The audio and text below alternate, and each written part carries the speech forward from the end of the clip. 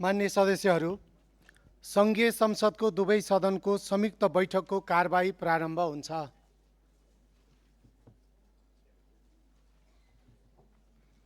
मान्य सदस्यहरू, अब सङ्घीय संसदको संयुक्त बैठक र संयुक्त समिति कार्य सञ्चालन नियमावली 2080 को नियम 5 बमोजिम माननीय अर्थमन्त्री डाक्टर स्वर्णिम वाग्लेलाई आर्थिक वर्ष 2083-84 को राजस्व र व्ययको वार्षिक अनुमान प्रस्तुत गर्न अनुमति दिन्छु।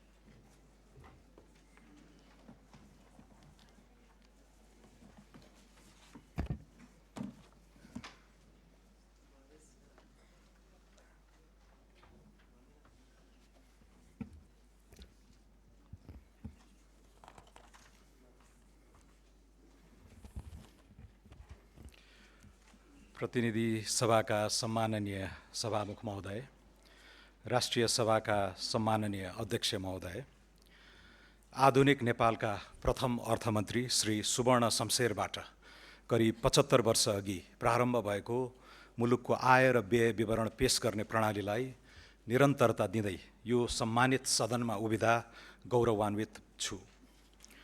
जनताको जीवनस्तर बेहतर पार्ने तत्कालीन उद्देश्य आज पनि उत्तिकै सान्दर्भिक छ। यस अवसरमा नागरिक स्वतन्त्रता, लोकतान्त्रिक अधिकार, सामाजिक न्याय र समुन्नत नेपालका लागि भएका विभिन्न आन्दोलनहरूमा जीवन उत्सर्ग गर्नुहुने शहीदहरूप्रति हार्दिक श्रद्धाञ्जली अर्पण गर्नुका साथै आन्दोलनमा आहत नागरिकहरूप्रति समानुभूति व्यक्त गर्दछु। उत्तरदायी शासन, सदाचार र नागरिक सम्मानको पक्षमा उठेको परिवर्तनकामी युवा शक्तिको जागरणबाट स्थापित नयाँ राजनीतिक जगमा प्राप्त विपुल जनादेशले वर्तमान सरकारलाई असाधारण जिम्मेवारी सुम्पिएको छ। अर्थमन्त्रीका रूपमा मैले यसलाई केवल संवैधानिक औपचारिकताको रूपमा मात्र होइन, राज्यको चरित्र, शासकीय संस्कार र अर्थतन्त्रको स्वरूप फेर्ने दायित्वका रूपमा ग्रहण गरेको छु। यो बजेट स्वदेश र विदेशमा रहे बसेका सम्पूर्ण नेपालीहरूले उत्पादनमुखी अर्थतन्त्र, अन्तर्राष्ट्रिय प्रतिष्ठा र प्रविधि मैत्री परिवर्तनबारे राख्ने गरेको जायज अपेक्षाको पत्यारिलो नीतिगत उपकरण बन्नेछ भन्ने विश्वास लिएको छु। नेपालको राजनीतिमा उमेरको पुस्तान्तरणसँगै राष्ट्रिय जीवनका सबै आयाममा रूपान्तरणको उत्कट प्रतीक्षा छ। अप्रतिगम्य परिवर्तनले ल्याएको यो अनुकूलतालाई आत्मसात गर्दै नीति, कानुन, संस्था, पद्धति, प्रक्रिया, नेतृत्व र नियतमा परिष्कारपूर्वक सुशासनका मानक स्थापित गर्न हामी कटिबद्ध छौँ। नीतिगत अन्योल, ढिलासुस्ती, संस्थागत कब्जा र राज्य स्रोतको दोहनको अन्त्य गर्दै परिणाम दिने शासन प्रणाली निर्माण गर्नु आजको आवश्यकता हो। वर्तमान संविधानले सामाजिक तथा सांस्कृतिक बहिष्करणको चक्र तोड्ने महत्त्वपूर्ण आधार तयार गरेको भए पनि आर्थिक अवसरहरूमा समान पहुँचका लागि अझ गहिरो संरचनात्मक सुधार आवश्यक छ। सूचना तथा सञ्चार एवं कृत्रिम बुद्धिमत्ता, वित्त, व्यापार र लगानीको विशिष्टीकृत विविधीकरण र त्यसको निसीम विस्तार, संसारभर फैलिएको नेपाली समुदायको सामूहिक सामर्थ्य र प्रविधिकरणको आक्रामक उपयोगले जन्माएका चुनौती र अवसरहरूलाई पर्गेल्ने समय आएको छ। समन्यायिक आर्थिक वृद्धिको सूचक्र निर्माण गर्ने जिम्मेवारी हाम्रै काँधमा छ। यस यात्रामा रचनात्मक सुझाव र सहकार्यका लागि सङ्घीय संसद, राज्यका सबै निकाय, नागरिक समाज तथा सम्पूर्ण नेपाली जनता समक्ष सरकारका तर्फबाट हार्दिक अनुरोध गर्दछु। मुलुकको विद्यमान आर्थिक अवस्थाका परिसूचकहरू, प्रगतिका अवरोध तथा तिनको समाधानका सम्भावित मार्गहरूबारे वर्तमान आर्थिक स्थितिपत्र 2083 सार्वजनिक गरिसकेको छु। आगामी आर्थिक वर्षको नीति तथा कार्यक्रम र विनियोजन विधेयकका सिद्धान्त तथा प्राथमिकताबाट सरकारको सारभूत नीतिगत दिशाबारे प्रकाश पारिसकिएको छ। त्यसैगरी विस्तृत तथ्याङ्कीय चित्रणको दस्तावेज आर्थिक सर्वेक्षण 2082-83 संसदमा पेश भइसकेको छ। मुलुक अहिले बृहत आर्थिक सुधारको निर्णायक मोडमा उभिएको छ।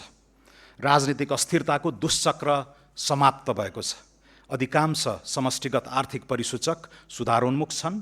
सुदृढ विदेशी विनिमय सञ्चितिसहित वित्तीय प्रणालीमा पर्याप्त तरलता छ। स्वच्छ ऊर्जा उत्पादन र नयाँ प्रविधिमा विशाल सम्भावना छन् भने युवा जनसाङ्ख्यिक शक्ति ठूलो पुँजीका रूपमा उपस्थित छ। यद्यपि अन्तर्राष्ट्रिय आपूर्ति श्रृङ्खलाको अस्थिरता, आन्तरिक बजारको शिथिलता, उत्पादनशील क्षेत्रमा न्यून लगानी तथा सार्वजनिक संस्थाप्रतिको अविश्वास चुनौतीका रूपमा रहेका छन्। यस बजेटको ध्येय यी चुनौतीलाई अवसरमा रूपान्तरण गर्दै राज्यको सेवा प्रदान क्षमता, निजी क्षेत्रको आत्मविश्वास र नागरिकको भरोसालाई एकैसाथ उकास्नु छ। सम्माननीय सभामुख महोदय, सम्माननीय अध्यक्ष महोदय, सुरुमा म आर्थिक वर्ष 2083-84 को बजेट मार्फत बसाल्न खोजिएको थिति र सर्वाङ्गीण विकासको जगसँग सम्बन्धित केही उल्लेख्य सुधारहरूको घोषणा गर्दछु। उद्यम व्यवसायलाई राहत र मध्यम वर्गको विस्तार गरी समग्र अर्थतन्त्रलाई गतिशील बनाउन करका दरमा बृहत पुनरावलोकन गरेको छु। करको बोझ घटाउन आयकरको छुटको सीमा दोब्बर गरी व्यक्तिका लागि 10 लाख रुपैयाँ पुर्याएको छु।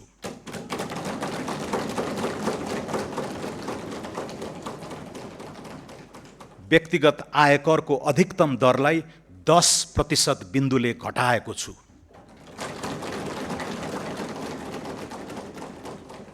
औद्योगिक कच्चा पदार्थको भन्सार महसुल तयारी मालवस्तु भन्दा कम्तीमा एक तह न्यून हुने गरी 273 प्रकारका कच्चा पदार्थमा भन्सार दर घटाएको छु।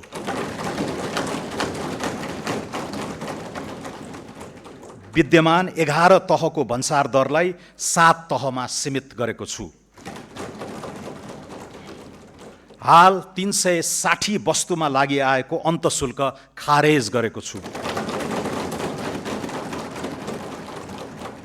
भन्सार बिन्दुमा सङ्कलन हुने पूर्वाधार विकास कर, सडक मर्मत तथा सुधार दस्तुर जस्ता छरिएका करलाई एकीकृत गरी हरित करमा समाहित गरेको छु।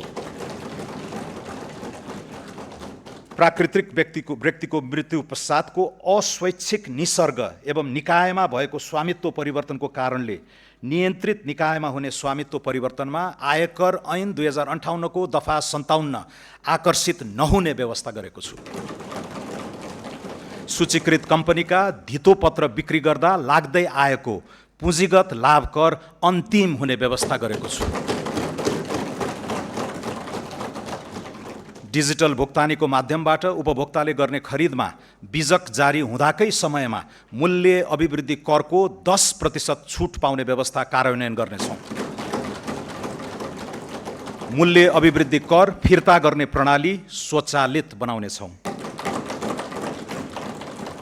वस्तु वा सेवाको खरिद बिक्रीमा बिजक लिने दिने संस्कृति प्रोत्साहन गर्न लटरी जस्ता आकर्षक कार्यक्रम सुरु गरिनेछ। मूल्य अभिवृद्धि करमा बहुदरको सान्दर्भिकताबारे अध्ययन गरी सुझाव पेश गर्न उच्चस्तरीय सुझाव समिति गठन गर्नेछौँ। कर परिपालनलाई दण्ड होइन विकासको सहयात्री बनाउने नीति लिएका छौँ। कानुनी अस्पष्टता र करदाताको अज्ञानताका कारण लामो समयदेखि सिर्जित कर विवादलाई निरूपण गरी व्यावसायिक वातावरण तयार गर्न कर छुट तथा सहुलियत सम्बन्धी विशेष योजना ल्याएको छु। सरकार वा करदाता पक्षबाट अदालत वा न्यायिक निकायमा पुगी विचाराधीन रहेको कर विवाद समाधान गर्न निर्धारित कर रकममा 1% थप गरी तोकिएको म्यादभित्र बुझाएमा मुद्दा फिर्ता लिई शुल्क, जरिवाना, थप दस्तुर, विलम्ब शुल्क वा ब्याज मिनाहा हुने व्यवस्था मिलाएको छु। नेपाल सरकारको विद्यमान बोझिलो सङ्गठन संरचना अब चुस्त बन्नेछ। सङ्घीय मन्त्रालयको सङ्ख्या 22बाट 18 कायम भइसकेको परिप्रेक्ष्यमा विभाग कार्यालय र दरबन्दी कटौतीबाट बचत हुने रकमलाई प्रशासनलाई दक्ष बनाउन उपयोग गर्ने नीति लिएको छु। 31 निकाय खारेजी, 6 निकाय मर्जर, 6 निकाय हस्तान्तरण तथा 18 निकायको पुनर्संरचना गर्दैछौँ। कर्मचारी तन्त्रलाई मर्यादित जीवनयापन गर्न सक्षम, उच्चस्तरीय कार्य सम्पादन कुशल र जवाफदेही बनाउने उद्देश्यले निजामती, जङ्गी, प्रहरी र शिक्षकको सेवा सुविधा सम्मानजनक रूपले निरन्तर वृद्धि हुने प्रबन्ध मिलाएका छौँ। लागत न्यूनीकरण र दक्षता अभिवृद्धि संस्थागत सुधारको अर्को आयाम हुनेछ। यसका लागि अभूतपूर्व मितव्ययिता र विनियोजन कुशलता कायम गर्दै साधारण खर्च नियन्त्रण गर्नेछौँ। कार्यालय सञ्चालन खर्च उल्लेख्य रूपमा घटाएको छु। तालिम केन्द्र बाहिरका तालिम खर्च, क्यामेरा, टेलिभिजन लगायतका उपकरणमा विनियोजन हटाएको छु।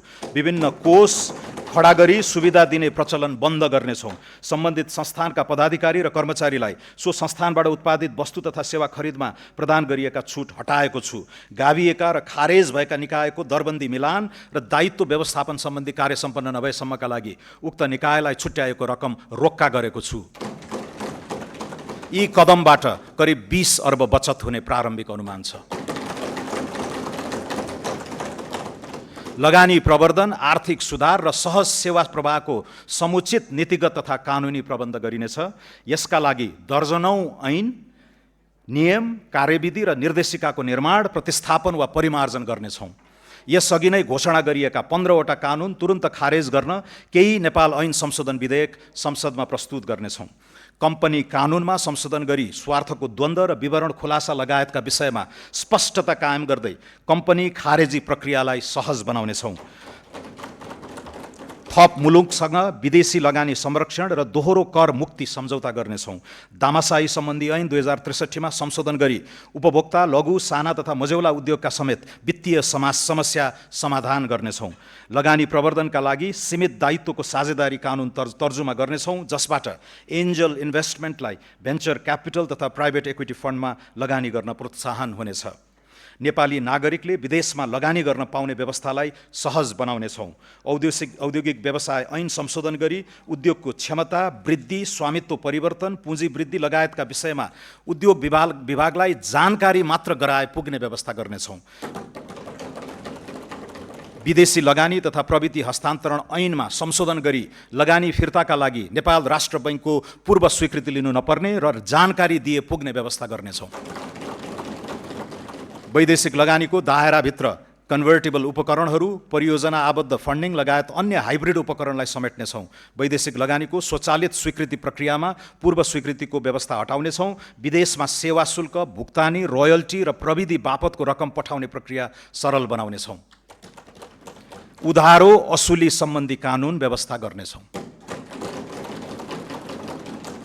बौद्धिक सम्पत्ति संरक्षण सम्बन्धी कानुन छिट्टै निर्माण गर्नेछौँ। विगतको समग्र आर्थिक गतिविधिलाई विश्लेषण गरी व्यक्ति तथा व्यवसायीको साख मूल्याङ्कनका आधारमा कर्जा दिन सक्ने व्यवस्था गर्नेछौँ। व्यापारिक विवादको शीघ्र समाधानका लागि छुट्टै न्यायाधिकरण स्थापना गर्नेछौँ। मेलमिलाप ऐनमा सुधार गर्नेछौँ। गैर आवासीय नेपालीलाई धितोपत्रको दोस्रो बजारमा सहभागी गराउन विदेशी लगानी स्वीकृति, लगानीको लेखाङ्कन, नाफा फिर्ता र पुँजीगत लाभकर सम्बन्धी कानुनी व्यवस्थामा परिमार्जन गर्नेछौँ। मुलुकी देवानी संहिता 2074 मा संशोधन गरी नेपालमा लगानी गर्ने विदेशी लगानीकर्ता, अन्तर्राष्ट्रिय सङ्घ संस्था, बहुराष्ट्रिय कम्पनीका शाखा वा आवास प्रयोजनका लागि जम्मा एकाइको 25% भन्दा नबढ्ने गरी आवास क्षेत्रका भवन वा सरकारले तोकेको स्थानमा अपार्टमेन्ट दीर्घकालीन लिजमा लिन सक्ने व्यवस्था गर्नेछौँ। साना तथा मझौला उद्योगीलाई वित्तीय पहुँच सुनिश्चित गर्न फर्स्ट लस रिकभरी हुने गरी कर्जा सुरक्षण गर्नेछौँ। कार्यगत सुधारको आक्रामक श्रृङ्खला सुरु गरी पुँजीगत खर्चको गति र लय फेर्न प्रतिबद्ध छौँ। खरिद प्रक्रियामा सुधार, रकमान्तरसहित स्रोत व्यवस्थापनमा लचकता, वैकल्पिक वित्त परिचालन एवं आयोजना प्रमुखको स्थिरता सुनिश्चित गरी तोकिएको लागत र समयमै आयोजना सम्पन्न गर्न मिसन मोडमा काम गराउनेछौँ। चालु आर्थिक वर्षभित्रै विकास आयोजना सम्बन्धी सनसेट कानुन संसदमा पेश हुनेछ। मोबिलाइजेसन पेस्कीको रकम सम्बन्धित आयोजनामा मात्र खर्च गर्न पाउने गरी ट्र्याकिङ गर्ने व्यवस्था मिलाउनेछौँ। हाइब्रिड एन्युइटी मोडलमा निर्माण गर्न सकिने पूर्वाधार आयोजनाको प्रारम्भिक पाइपलाइन 3 महिनाभित्र तयार हुनेछ। मध्यपूर्वको द्वन्द्वबाट इन्धन, बिटुमेन लगायत निर्माण सामग्रीमा भएको मूल्य वृद्धिबाट निर्माण व्यवसायीलाई परेको कठिनाइको सम्बोधन गर्नेछौँ। सफा सहर, सहज यातायात र सुरक्षित सडक चलायमान अर्थतन्त्रको अभिन्न अङ्ग बनाउनेछौँ। सडक यातायात, खानेपानी, सरसफाइ र आर्थिक पहुँच पूर्वाधारलाई एकीकृत रूपमा विकास गर्नेछौँ। आगामी 5 वर्षभित्र सबै जिल्ला सदरमुकाम जोड्ने सडक तथा पुलको स्तरोन्नति गर्नेछौँ। यात्रा सुरक्षा र सडक स्तर सुधार गरी दुर्घटनाबाट हुने मानवीय क्षतिलाई न्यूनीकरण गर्नेछौँ। विकास र वातावरण बीच द्वन्द्व होइन, सामञ्जस्य स्थापित गर्नेतर्फ सरकार सचेष्ट रहनेछ। यसका लागि वातावरण संरक्षण ऐन 2076 र वन ऐन 2076 परिमार्जन गरिनेछन्। स्वीकृत वातावरणीय प्रभाव मूल्याङ्कन प्रतिवेदनमा उल्लेखित वनको क्षेत्रफल वा कटान हुने रुखको सङ्ख्या घटेको अवस्थामा पूरक वातावरणीय प्रभाव मूल्याङ्कन गर्न नपर्ने व्यवस्था गर्नेछौँ। वन क्षेत्रको स्वीकृति र रुख कटानको आदेशसम्मका निर्णयको बहुशृङ्खलालाई उल्लेख्य रूपमा घटाउनेछौँ। नवीन एवं वैकल्पिक वित्तीय उपकरणको प्रबन्ध मार्फत सरकारको वित्तीय चाप घटाइनेछ। यस क्रममा सरकारको ब्यालेन्स सिट बाहिरबाट नै पुँजी परिचालन गरी सार्वजनिक लगानी एवं प्रविधि भित्र्याउन नयाँ वित्तीय उपकरण प्रस्ताव गरेको छु। पूर्वाधारमा निजी लगानी परिचालन गर्न वैकल्पिक विकास वित्त कोष सम्बन्धी कानुन प्रतिनिधि सभाबाट पारित भइसकेको छ। अन्तर्राष्ट्रिय बजारमा नेपाली मुद्रामै अफसोर बन्ड शीघ्र जारी हुनेछ।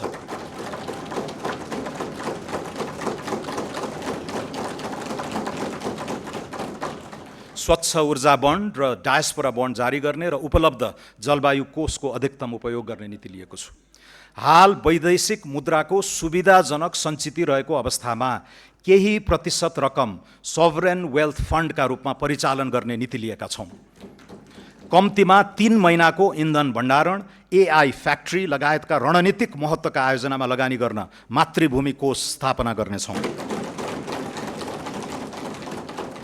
विदेशी ऋण वा लगानीमा आयोजनामा हुने विनिमय जोखिम न्यून गर्न आगामी आर्थिक वर्षदेखि उपयुक्त प्रिमियममा हेजिङ सेवा दिने व्यवस्था मिलाएको छु। पहिलो र दोस्रो सार्वभौम क्रेडिट रेटिङबाट प्राप्त नतिजामा सुधार हुने गरी अनुकूल आर्थिक वातावरण सिर्जना गर्नेछौँ। नेपाललाई सम्पत्ति शुद्धिकरण सम्बन्धी ग्रे लिस्टबाट यथाशक्य छिटो हटाउनेछौँ।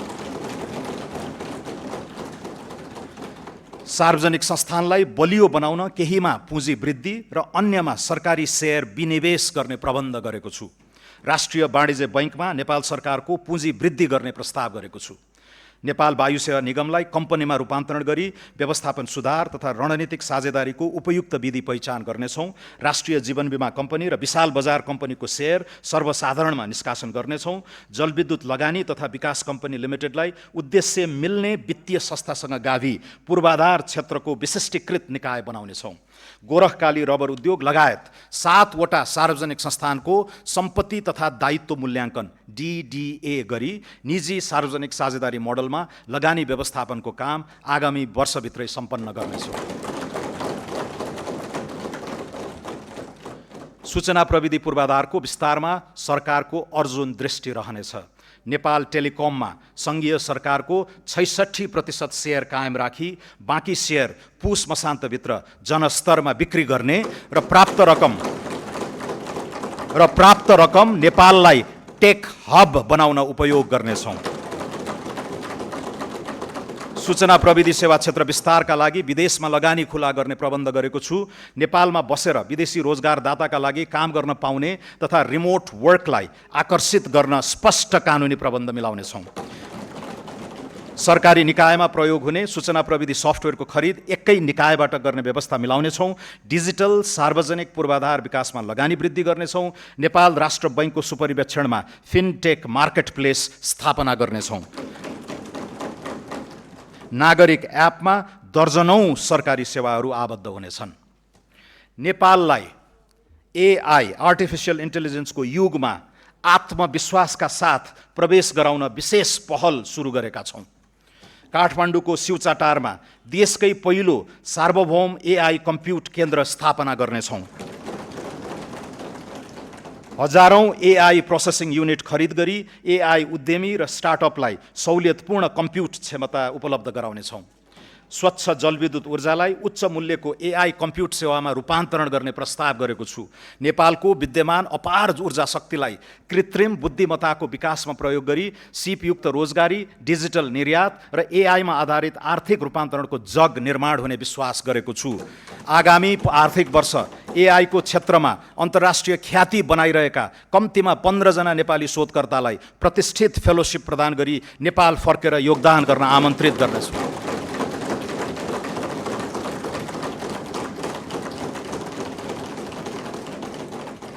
एआईको युगमा महत्त्वपूर्ण भूमिका हुने गणित लगायतका शैक्षिक विधालाई उच्च प्राथमिकता दिनेछौँ।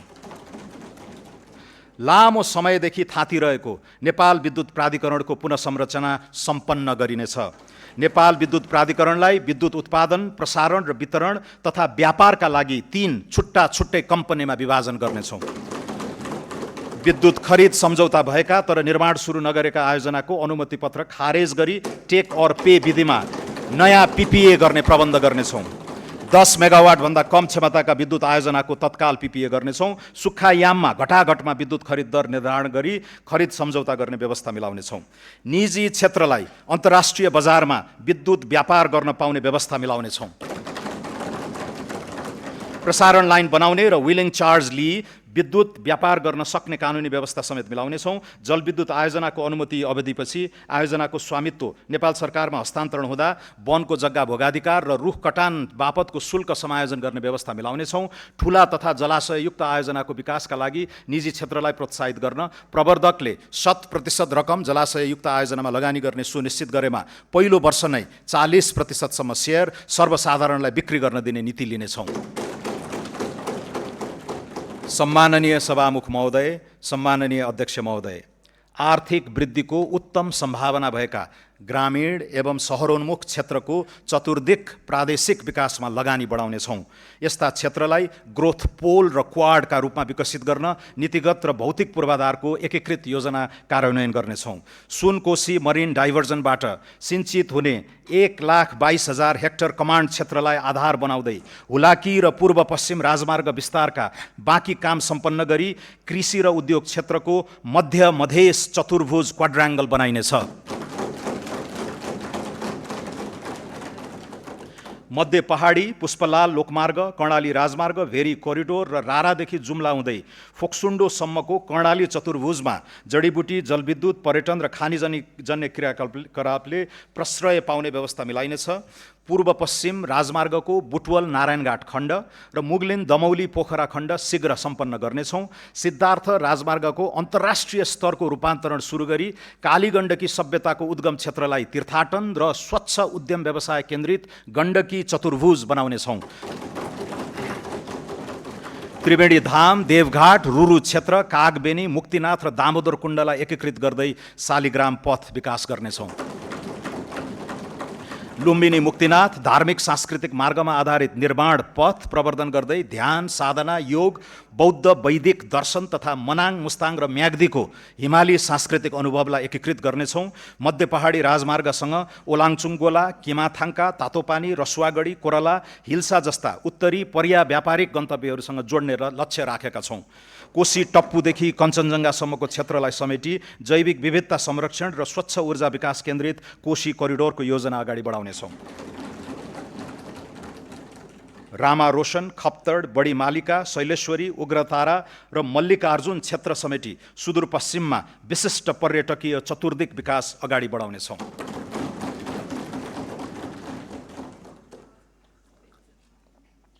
भिजन काठमाडौँ 2040 को दीर्घकालीन योजना कार्यान्वयन सुरु गर्नेछौँ।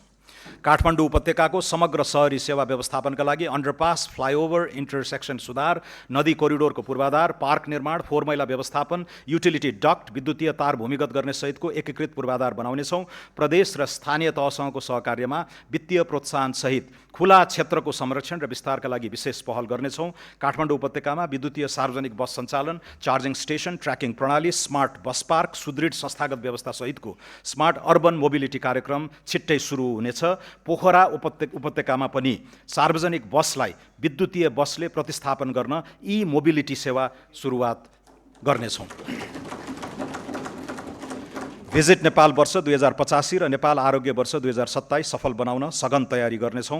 उच्च मूल्यका पर्यटक लक्षित रिजोर्ट र होटल निर्माण र सञ्चालनलाई भौतिक एवं वित्तीय प्रोत्साहन दिने व्यवस्था गरेको छु।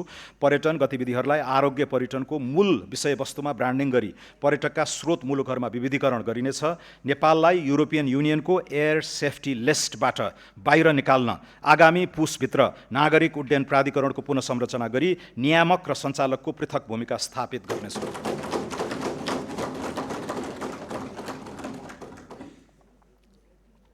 कृषि क्षेत्रको पुनरुत्थान सरकारको शीर्ष प्राथमिकतामा रहेको छ। कृषि उत्पादन, प्रशोधन, वितरण र बजारीकरणको सम्पूर्ण इकोसिस्टममा सुधार गर्नेछौँ। व्यावसायिक कृषकलाई आकर्षित गर्ने र कृषिमा उत्पादकत्व वृद्धि गर्न प्रोत्साहित गर्ने नीति लिई कृषिलाई सम्मानजनक र लाभमुखी व्यवसायका रूपमा रूपान्तरण गर्नेछौँ।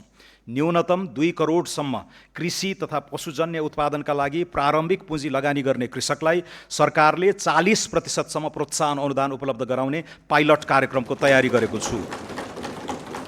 उत्पादन सुरु भएको मितिबाट लगातार 4 वर्षसम्म यस्तो अनुदान वार्षिक 10% का दरले शोध भर्ना हुनेछ। वास्तविक कृषकलाई उन्नत बिउ, मल, सिँचाइ, विद्युत तथा कृषि बिमामा सहयोग उपलब्ध गराउँदै कृषि अनुदानको दुरुपयोग रोक्नेछौँ। कृषि र पशु बिमामा 80% प्रिमियम अनुदान उपलब्ध गराउँदै अन्य अनुदान क्रमशः हटाउँदै लैजाने दिशा तय गरेको छु। ठुला र निर्माणाधीन सिँचाइ आयोजनाहरू यसै आर्थिक वर्षभित्र सम्पन्न हुने गरी स्रोत व्यवस्था गरेको छु। देशभर साना तथा मझौला सिँचाइ आयोजना विस्तार गर्न नेपाल सरकारको लगानीमा च्यालेन्ज फन्ड स्थापना गरी स्थानीय तहलाई प्रतिस्पर्धा गराउने व्यवस्था मिलाउनेछौँ। किसानबाट सिधै कृषि उपज खरिद गर्दा सहुलियतपूर्ण ऋण, ब्याज, अनुदान जस्ता सहुलियत उपलब्ध गराउने नीति लिएको छु। दुर्गम क्षेत्रमा स्थापना हुने र अर्ग्यानिक, उच्च मूल्य र बौद्धिक सम्पत्तियुक्त जीआई वस्तुको प्रशोधन गर्ने उद्योगलाई उत्पादन र ब्रान्डिङमा सहयोग उपलब्ध गराउनेछौँ। कृषि सेवा प्रणालीलाई किसान केन्द्रित सेवा प्रणालीमा रूपान्तरण गरी पुनः संरचना गर्नेछौँ। वर्षैभरि कृषि प्राविधिक सेवा, डिजिटल कृषि सूचना तथा निजी सेवा प्रदायक मार्फत कृषकको घर दैलोमै कृषि सेवा पहुँच विस्तार गर्न प्रत्येक स्थानीय तहमा आवश्यक प्राविधिक जनशक्ति परिचालन गर्नेछौँ। देशभरिका कृषि अनुसन्धान तथा विकास केन्द्रहरूलाई पुनरुत्थान गरी उन्नत बिउ विकास, स्थानीय हावापानी अनुकूलको जात, कृषि जैविक प्रविधि तथा उत्पादकत्व वृद्धि केन्द्रित अनुसन्धानलाई प्राथमिकतामा राखेको छु। कृषि उपजको उचित मूल्य सुनिश्चितता, किसान र क्रेताबीच करार, अनुदान तथा नियमन सहितको कानुनी व्यवस्था गर्न कृषि विधेयक संसदमा शीघ्र पेश गर्नेछौँ। वन तथा प्राकृतिक स्रोतलाई संरक्षणको सीमित दायराबाट बाहिर निकाली हरित औद्योगिकरण, रोजगारी सिर्जना र आयात प्रतिस्थापनको आधार बनाउनेछौँ। दिगो काठ उत्पादन, वनमा आधारित उद्योग, जडीबुटी तथा गैर काष्ठ वन पैदावारको प्रशोधन र हरित उद्यम प्रवर्धन गर्नेछौँ। स्वदेशी काठ उद्योगको प्रतिस्पर्धात्मक अभिवृद्धि गर्न विकास निर्माणका क्रममा सङ्कलित कच्चा काठको बिक्री मूल्य पुनरावलोकन गर्नेछौँ। वन पैदावारको कटानी, सङ्कलन, ढुवानी र बिक्री वितरण सम्बन्धी अनुमति प्रणालीलाई पूर्ण डिजिटल तथा एकद्वार प्रणालीमा रूपान्तरण गरी प्रक्रियागत झन्झट हटाउनेछौँ। सामुदायिक वन उपभोक्ता समूहलाई उत्पादन, प्रशोधन, ब्रान्डिङ र उद्यम सञ्चालनमा थप स्वायत्तता प्रदान गर्नेछौँ। वन, वातावरण, उद्योग, ऊर्जा र पूर्वाधार सम्बन्धी कानुन तथा नीति बीचको असङ्गति हटाउनेछौँ।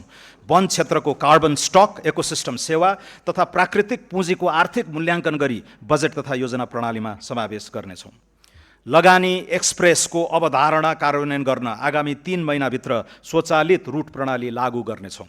कम्पनी र उद्योग दर्ता, वित्तीय सेवा, कर प्रणालीमा सहभागिता, भिसा आवेदनसम्मका सबै सेवा आबद्ध गरी सूचना प्राप्ति, अनुपालना प्रतिवेदन र जोखिममा आधारित परीक्षण हुने व्यवस्था गर्नेछौँ। लगानी बोर्डबाट स्वीकृत भएका परियोजनामा पुनः अन्य निकायबाट स्वीकृति लिनु नपर्ने कानुनी व्यवस्था गर्नेछौँ।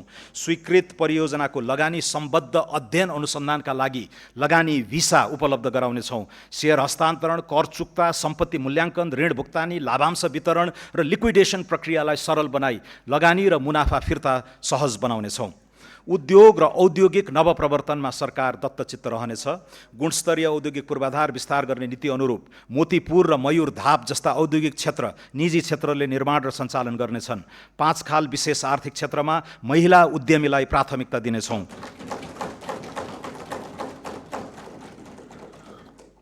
महिला उद्यमीलाई कर्जा प्रवाहमा थप सहुलियत प्रदान गर्नेछौँ। विशेष आर्थिक क्षेत्रलाई कर, भन्सार, आयात, निर्यात र लगानीको सम्पूर्ण निर्णय एकै थलोबाट हुने विशेष आर्थिक प्रशासन क्षेत्रको व्यवस्था मिलाउनेछौँ। उत्पादनमूलक उद्योगको प्रतिस्पर्धात्मक क्षमता अभिवृद्धि गर्न विद्युतको डिमान्ड शुल्क पुनरावलोकन गर्दै विद्युत महसुलमा छुट दिने व्यवस्था गर्नेछौँ। उद्योगीहरूले औद्योगिक क्षेत्र, विशेष आर्थिक क्षेत्र तथा लिजमा उपलब्ध गराइने जग्गामा निर्मित संरचनालाई बैंकिङ प्रयोजनका लागि धितो राख्न सक्नेछन्। पुँजी अभावका कारण पूर्ण क्षमतामा सञ्चालन हुन नसकेका उद्योग तथा व्यवसायलाई व्यावसायिक पुनरुत्थान कर्जा उपलब्ध गराई क्षमता विस्तार र वृद्धिमा प्रोत्साहित गर्नेछौँ। नवउद्यम, स्टार्टअप, नवप्रवर्तन र उद्यमशीलतालाई आर्थिक रूपान्तरणको दह्रो आधार बनाउनेछौँ। नवउद्यमलाई पहिचान, सिप बजार र वित्तीय पहुँचसँग अनुकूलित गर्दै नाफा आबद्ध कर सहुलियत, सार्वजनिक खरिदमा प्राथमिक पहुँच, डिजिटल दर्ता तथा नियामकीय सहजीकरण मार्फत नवउद्यम सञ्चालन प्रणालीलाई सुदृढ बनाउनेछौँ। नवउद्यम वित्त पोषणलाई केवल ऋणमा आधारित मोडेलमा सीमित नराखी प्रारम्भिक चरणमा अनुदान, सम्भाव्यता प्रमाणित उद्यमका लागि सहुलियतपूर्ण कर्जा तथा विस्तार चरणमा वृद्धि पुँजीको व्यवस्था गरिनुको साथै निजी क्षेत्र र गैर आवासीय नेपालीको सहलगानी प्रोत्साहित गर्नेछौँ। विज्ञान, प्रविधि, अनुसन्धान र नवप्रवर्तनका लागि पुँजीगत खर्चको न्यूनतम 1% रकम विनियोजन गरेको छु। व्यक्तिगत क्रेडिट स्कोरिङ प्रणाली लागू गर्दै पियर टु पियर P2P लेनदेनलाई नियमनसहित सञ्चालन गर्नेछौँ। कृषि, उद्योग, पर्यटन र जलविद्युत क्षेत्रमा दीर्घकालीन स्थिर ब्याजदरमा कर्जा प्रवाह गर्न नीतिगत व्यवस्था गर्नेछौँ। बैंकिङ क्षेत्रमा बढ्दो खराब कर्जा तथा गैर बैंकिङ सम्पत्तिको प्रभावकारी व्यवस्थापन गर्न विशेष कानुनी अधिकारसहित राष्ट्रिय सम्पत्ति व्यवस्थापन कम्पनी पुस मसान्तसम्म स्थापना गर्नेछौँ। समग्र शैक्षिक इकोसिस्टममा प्रणालीगत पुनर्संरचना गर्नेछौँ। राष्ट्रिय विद्यालय नक्साङ्कन र पूर्वाधार अडिट, शिक्षक क्षमता परीक्षण, AI तथा एडटेक तत्परता मूल्याङ्कन समेतका आधारमा नवप्रवर्तन तथा सिप केन्द्रित शिक्षा विस्तार गर्न विद्यालय शिक्षामा लगानी बढाउनेछौँ। शिक्षा प्रणालीलाई विद्यालय केन्द्रित प्रणालीमा रूपान्तरण गर्दै शैक्षिक गुणस्तर अभिवृद्धि र पूर्वाधार निर्माणमा अभिभावकीय सहयोग स्वीकार गर्ने नीति लिएका छौँ। विद्यालय व्यवस्थापन समितिलाई गुणस्तरीय शिक्षा सुनिश्चितताको माध्यम बनाउनेछौँ। सम्पूर्ण शैक्षिक संस्थामा सफा शौचालय अभियान सञ्चालन गर्नेछौँ। उच्च शिक्षालाई अनुसन्धान, नवप्रवर्तन, ज्ञान उत्पादन र राष्ट्रिय क्षमता निर्माणको केन्द्रका रूपमा पुनः संरचना गर्नेछौँ। चिकित्सा, नर्सिङ, सूचना प्रविधि लगायत उच्च शिक्षाका विभिन्न विधामा हाल लगाइएको कोटालाई चालु आर्थिक वर्षभित्र पुनरावलोकन गरी उल्लेख्य वृद्धि गर्नेछौँ। उद्योग तथा श्रम बजारसँग प्रत्यक्ष आबद्ध मागमा आधारित सिप प्रणाली विस्तार गर्नेछौँ। राष्ट्रिय योग्यता ढाँचा तथा पूर्व सिकाइ मान्यता लागू गरी प्रवासी, अनौपचारिक तथा अनुभवी श्रमिकको सिपलाई औपचारिक मान्यता दिनेछौँ। पारिश्रमिक सहितको इन्टर्नसिप प्रणालीलाई संस्थागत गरिनेछ। यो बजेटले स्वास्थ्य सेवामा नीतिगत फड्को मार्ने लक्ष्य लिएको छु। दक्ष स्वास्थ्य जनशक्ति, प्रयोगशाला, अत्यावश्यक औषधि, डिजिटल स्वास्थ्य प्रणाली तथा प्रभावकारी रेफरल सेवा सहितका आधारभूत संस्थाहरूलाई स्वास्थ्य सेवाको प्रथम बिन्दु बनाउने दीर्घकालीन लक्ष्य लिएका छौँ। सरकारले निशुल्क उपलब्ध गराउने मध्ये कम्तीमा 25 प्रकारका औषधि उत्पादन गर्न नेपाल औषधि लिमिटेडलाई सक्षम बनाउनेछौँ। त्रिभुवन विश्वविद्यालय शिक्षण अस्पताल, चिकित्सा विज्ञान राष्ट्रिय प्रतिष्ठान र पाटन स्वास्थ्य विज्ञान प्रतिष्ठानलाई अन्तर्राष्ट्रिय स्तरको विश्वविद्यालयको रूपमा विकास गरी विदेशी विद्यार्थी समेतलाई शिक्षा प्रदान गर्न सक्षम बनाउनेछौँ। सार्वजनिक साझेदारी मोडल, पब्लिक पार्टनरसिप मोडल अन्तर्गत 7वटै प्रदेशका प्रमुख सरकारी अस्पताललाई चरणबद्ध रूपमा शिक्षण अस्पताल तथा विशिष्टीकृत स्वास्थ्य सेवा केन्द्रमा रूपान्तरण गरिनेछ। कर्मचारी सञ्चय कोष, नागरिक लगानी कोष र सामाजिक सुरक्षा कोषमा रहेको लगानी योग्य स्रोतलाई स्वास्थ्य पूर्वाधार, मेडिकल शिक्षा र विशिष्टीकृत सेवा विस्तारमा परिचालन गर्नेछौँ। स्वास्थ्य बिमा कार्यक्रमको व्यापक पुनर्संरचना गर्नेछौँ। छरिएर रहेका सामाजिक स्वास्थ्य सुरक्षा कार्यक्रम र स्वास्थ्य सम्बन्धी दायित्वलाई एकीकृत गर्दै एकल भुक्तानी विधि अपनाउनेछौँ। स्वास्थ्य बिमाको सर्वव्यापीकरणबाट आगामी 3 वर्षमा 90% नेपाली स्वास्थ्य बिमाको दायरामा आउने र व्यक्तिगत उपचार खर्चमा उल्लेख्य कटौती हुने अपेक्षा राखेका छौँ। राष्ट्रिय ट्रमा नीति तर्जुमा गरी सडक दुर्घटना र आकस्मिक ट्रमाबाट हुने जनधनको क्षति न्यूनीकरण गर्नेछौँ। आगामी 5 वर्षभित्र स्मार्ट वितरण प्रणालीबाट 24 घण्टा स्वच्छ पिउने पानी सुनिश्चित गर्नेछौँ। आगामी 3 वर्षभित्र 65% र 5 वर्षभित्र 100% नागरिकलाई सुरक्षित र स्वच्छ खानेपानी सेवा उपलब्ध गराउनेछौँ।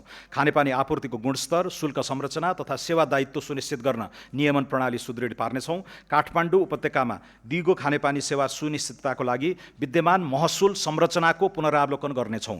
काठमाडौँ उपत्यका खानेपानी व्यवस्थापन बोर्ड, काठमाडौँ उपत्यका खानेपानी लिमिटेड, आयोजना कार्यान्वयन निर्देशनालय र खानेपानी तथा सरसफाई सेवा महसुल निर्धारण आयोगलाई गाभी एउटै संरचना बनाउनेछौँ।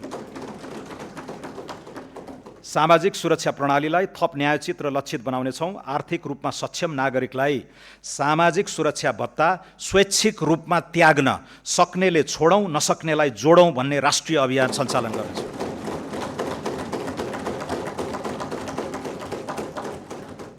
त्यस्तो योगदानलाई अन्तर्पुस्तागत न्याय र राष्ट्रिय ऐक्यबद्धताको उदाहरणका रूपमा सम्मान गर्नेछौँ। देशैभरिका दलित बालबालिकालाई उपलब्ध गराइएको बाल पोषण भत्तालाई दोब्बर गरी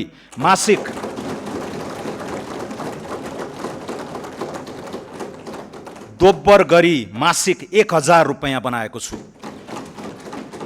उच्च गरिबी भएका र मानव विकास सूचकाङ्कमा पछाडि परेका मुख्यतः मधेस, कर्णाली र सुदूरपश्चिम प्रदेशका 25 जिल्लाका बालबालिकाले पाउने पोषण भत्तालाई निरन्तरता दिएको छु। श्रमिक र रोजगारदाता अनिवार्य रूपमा श्रम रजिस्ट्रीमा आबद्ध हुनुपर्ने व्यवस्था गर्नेछौँ। यसबाट सुरक्षा गार्ड र घरायसी कामदारका अतिरिक्त निर्माण, कृषि, आतिथ्य, ढुवानी तथा औद्योगिक श्रमिक आपूर्ति गर्न इजाजत प्राप्त संस्थाले प्रदान गर्ने बिमा, आवास र डिजिटल गुनासो व्यवस्थापन जस्ता सेवाको मापदण्ड निर्धारण हुनेछ। श्रम क्षेत्रमा लिखित सम्झौता, न्यूनतम ज्याला, बिमा, कार्यस्थल सुरक्षा मापदण्ड तथा बैंक मार्फत पारिश्रमिक भुक्तानी अनिवार्य गर्नेछौँ। कार्यस्थल दुर्घटनामा अनिवार्य क्षतिपूर्ति र बिमा दाबी प्रणाली थप प्रभावकारी बनाउनेछौँ। पुस मसान्तभित्र श्रम न्यायाधिकरण मार्फत श्रम विवादको शीघ्र समाधान गर्ने र सम्झौता उल्लङ्घन, ज्याला ठगी तथा श्रम शोषणलाई आर्थिक अपराध सरह कानुनी दायरामा ल्याउने प्रणाली विकास हुनेछ। अनौपचारिक र असङ्गठित क्षेत्रमा कार्यरत श्रमिकलाई सामाजिक सुरक्षा प्रणालीमा आबद्ध गर्न विशेष अभियान सञ्चालन गर्नेछौँ। पुँजी बजारलाई मर्यादित र लगानी मैत्री बनाउन नियामकको क्षमता अभिवृद्धि, प्रविधि मैत्री कारोबार प्रणाली र लगानीकर्ता संरक्षण संयन्त्र सुदृढ गर्नेछौँ। नेपाल स्टक एक्सचेन्जको पुनः संरचना अघि बढाई इन्ट्राडे, सर्ट सेलिङ र डेरिभेटिभ जस्ता उपकरणको चरणबद्ध सुरुवात गर्नेछौँ। शेयर कर्नरिङ, इन्साइडर ट्रेडिङ जस्ता पुँजी बजारमा हुने अवांछित गतिविधि विरुद्ध शून्य सहनशीलताको नीति लिनेछौँ। नेपालको धितोपत्र बजारमा सूचीकृत कम्पनीलाई तोकिएको प्रक्रिया पूरा गरी विदेशी धितोपत्र बजारमा सूचीकृत हुने गरी ग्लोबल डिपोजिटरी रिसिट जारी गर्न सक्ने व्यवस्था मिलाउनेछौँ। सौम्य शक्तिको विस्तार गर्दै डायस्पोराको सिप, पुँजी र सञ्जालको सदुपयोग गर्नेछौँ। प्रवासमा रहेका नेपाली नागरिकलाई लोकतान्त्रिक प्रक्रियामा आबद्ध गराई उनीहरूको मताधिकार सुनिश्चित गर्न कानुनी, प्राविधिक तथा प्रशासनिक पूर्वाधार तयारी गर्नेछौँ। भिसा प्रणालीमा व्यापक सुधार गरी लगानी मैत्री अध्यागमन व्यवस्थापन गर्न नयाँ विधेयक संसदमा पेश गर्नेछौँ। अति कम विकसित मुलुकको राष्ट्रसङ्घीय दर्जाबाट निस्कन हाल न्यूनतम योग्यता पुगेको भए पनि अर्को 2 वर्ष घनीभूत आर्थिक, सामाजिक, राष्ट्रिय पुनर्जागरणको आडमा नेपालको स्तरोन्नति गराउने निर्णय गरेका छौँ। त्यस्तो स्तरोन्नति अप्रतिगम्य होस् भन्ने चाहेका छौँ। राजनीतिक प्रणालीमा पारदर्शिता र उत्तरदायित्वको बलियो आधार निर्माण गर्नेछौँ। स्वस्थ लोकतान्त्रिक प्रतिस्पर्धालाई संस्थागत गर्न राष्ट्रिय मान्यता प्राप्त राजनीतिक दलहरूलाई पछिल्लो आम निर्वाचनमा प्राप्त मतको आधारमा सरकारी अनुदान दिने बारे बृहत राजनीतिक बहस गराउनेछौँ। यसरी उपलब्ध हुन सक्ने अनुदानको लेखा परीक्षण महालेखा परीक्षकले गर्ने व्यवस्था मिलाइनेछ। प्रमाणमा आधारित नीति निर्माण, कार्यान्वयन र अनुगमनलाई प्रभावकारी बनाउनेछौँ। शैक्षिक गुणस्तर परीक्षण केन्द्र, कृषि तथ्याङ्क प्रणाली तथा नेपाल राष्ट्र बैङ्क अन्तर्गत रहेको उपभोक्ता मूल्य सूचकाङ्क सम्बन्धी तथ्याङ्क प्रणाली लगायतलाई राष्ट्रिय तथ्याङ्क कार्यालय अन्तर्गत एकीकृत गरिनेछ। त्यसैगरी नीति अनुसन्धान प्रतिष्ठानलाई राष्ट्रिय योजना आयोग अन्तर्गत राखी सरकारको दीर्घकालीन सोच र नीति निर्माण गर्न सक्षम निकाय बनाउनेछौँ। सम्माननीय सभामुख महोदय, सम्माननीय अध्यक्ष महोदय, अब म क्षेत्रगत कार्यक्रम र विनियोजन प्रस्तुत गर्दछु।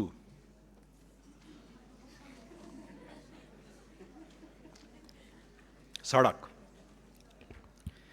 आगामी आर्थिक वर्ष करिब 1000 किलोमिटर सडक, कालोपत्रे र 275 वटा सडक पुल निर्माण हुनेछ।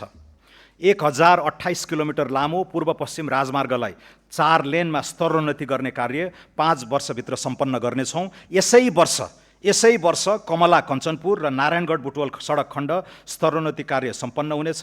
आगामी वर्ष काकडभिट्टा लौकही, कमला बागमती, बुटवल गोरुसिङ्गे र धानखोला लमही खण्ड अन्तर्गत 80 किलोमिटर सडक स्तरोन्नति गर्नेछौँ। बागमती पथलया, नारायणगढ हेटौँडा र गोरुसिङ्गे चन्द्रौटा खण्डको स्तरोन्नति सुरु गर्नेछौँ। पकली कञ्चनपुर, चन्द्रौटा धानखोला र कोवलपुर गड्डा चौकी सडक खण्डको स्तरोन्नतिको अध्ययन सम्पन्न गर्नेछौँ। पूर्व पश्चिम राजमार्गको लागि रु 37 अर्ब 46 करोड विनियोजन गरेको छु। काठमाडौँ तराई मधेस द्रुत मार्गमा आगामी वर्ष 40 वटा पुल र 5.4 किलोमिटर सुरुङ निर्माण सम्पन्न गर्नेछौँ। द्रुत मार्गको लिङ्क रोड निर्माण सुरु गर्नेछौँ। यस मार्गको लागि रु 17 अर्ब 64 करोड विनियोजन गरेको छु। हुलाकी राजमार्ग आगामी 3 वर्षभित्र निर्माण सम्पन्न गर्नेछौँ। यस अन्तर्गत घना बस्ती भएको स्थानबाट राजमार्ग चौडा गर्ने कार्य सुरु गर्दै 8 वटा सडक पुल निर्माण सम्पन्न गर्नेछौँ। यस राजमार्गको लागि रु 4 अर्ब 65 करोड विनियोजन गरेको छु। कर्णाली राजमार्ग अन्तर्गत सुर्खेत जुम्ला गमगढी सडकको स्तरोन्नतिको लागि रु 1 अर्ब बजेट व्यवस्था गरेको छु। पुष्पलाल मध्य पहाडी राजमार्गको निर्माण आगामी 3 वर्षभित्र सम्पन्न गर्नेछौँ। यस अन्तर्गत 65 किलोमिटर सडक स्तरोन्नति र 5 वटा पुल निर्माण सम्पन्न गर्न रु 2 अर्ब 16 करोड विनियोजन गरेको छु। मदन भण्डारी राजमार्ग अन्तर्गत 25 किलोमिटर सडक कालोपत्रे गर्न र पुल निर्माण गर्न रु 1 अर्ब 46 करोड विनियोजन गरेको छु। आगामी 3 वर्षभित्र मुख्य राजमार्ग तथा रणनीतिक सडकमा निर्माणाधीन पुल सम्पन्न गर्नेछौँ। राष्ट्रिय राजमार्गमा पर्ने 40 वटा ठुला पुल निर्माण तथा स्तरोन्नति सम्पन्न गर्नेछौँ। राष्ट्रिय राजमार्ग तथा रणनीतिक सडक पुल, विशेष महत्त्वका पुल र स्थानीय सडक पुलका लागि रु 9 अर्ब 87 करोड विनियोजन गरेको छु। पृथ्वी राजमार्ग अन्तर्गत तनहुको आबु खैरेनीदेखि पोखरासम्मको 4 लेन सडक निर्माण शीघ्र सम्पन्न हुनेछ। मुगलिङ आबु खैरेनी खण्डको निर्माण कार्य सुरु गर्नेछौँ। नागढुङ्गा मुगलिङ खण्ड अन्तर्गत 40 किलोमिटर सडक स्तरोन्नति हुनेछ। नागढुङ्गा सुरुङ मार्ग आगामी साउनदेखि सञ्चालनमा ल्याउनेछौँ। यी सडक खण्डको लागि रु 6 अर्ब 55 करोड विनियोजन गरेको छु। कर्णाली कोरिडोरको 31 किलोमिटर कालोपत्रे एवं ग्राभेल गर्नेछौँ। त्यस्तै कालीगण्डकी कोरिडोरको 21 किलोमिटर कालोपत्रे हुनेछ। कोशी कोरिडोरको उत्तरी खण्डको 15 किलोमिटर कालोपत्रे गर्नेछौँ। यी 3 वटा कोरिडोरका लागि रु 6 अर्ब 25 करोड विनियोजन गरेको छु। गल्छी स्याफ्रुबेसी रसुवागढी सडक खण्डलाई स्तरोन्नति गर्न रु 1 अर्ब 35 करोड विनियोजन गरेको छु। सिद्धार्थ राजमार्गको बुटवल पोखरा खण्ड द्रुत मार्गका रूपमा निर्माण कार्य प्रारम्भ गर्नेछौँ। आगामी आर्थिक वर्षभित्र सिद्धबाबा सुरुङ मार्ग सम्पन्न हुनेछ। महाकाली कोरिडोरको दार्चुला टिङ्कर खण्डको ट्र्याक खोल्ने कार्यलाई विशेष प्राथमिकता दिएको छु।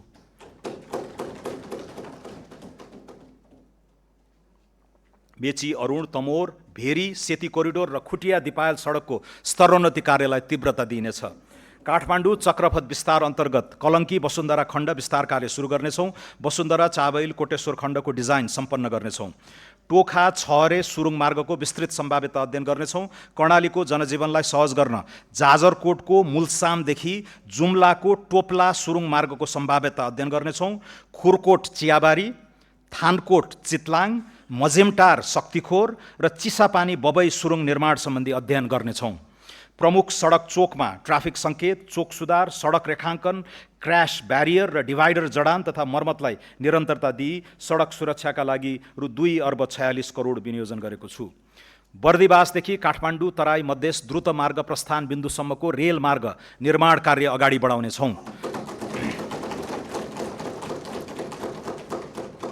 निर्माणाधीन बथनाहा विराटनगर तथा जनकपुर जयनगर बर्दिवास रेलमार्गको बाँकी कार्य सम्पन्न गर्न रकम विनियोजन गरेको छु। आगामी वर्षदेखि काठमाडौँ उपत्यका लगायतका प्रमुख सहरी सडकको नियमित मर्मत सम्भार गरी धुलो मुक्त एवं खाल्टाखुल्टी मुक्त बनाउनेछौँ। सडकको राष्ट्रव्यापी मर्मत सम्भार अभियानका रूपमा सञ्चालन गर्न रु 28 अर्ब 52 करोड विनियोजन गरेको छु। राजमार्गका उच्च जोखिमयुक्त स्थानमा जलवायु अनुकूलित संरचना निर्माण गर्नेछौँ। पहिरोका कारण राजमार्गमा हुने अवरोधलाई तत्काल हटाई सेवा सुचारू गर्न रु 3 अर्ब 17 करोड विनियोजन गरेको छु। महिलाहरूको सुरक्षित आवागमन सुनिश्चित गर्न सीसी क्यामेरा सहितको आधुनिक ब्लू बस सेवा सञ्चालन गर्न आवश्यक व्यवस्था मिलाउनेछौँ।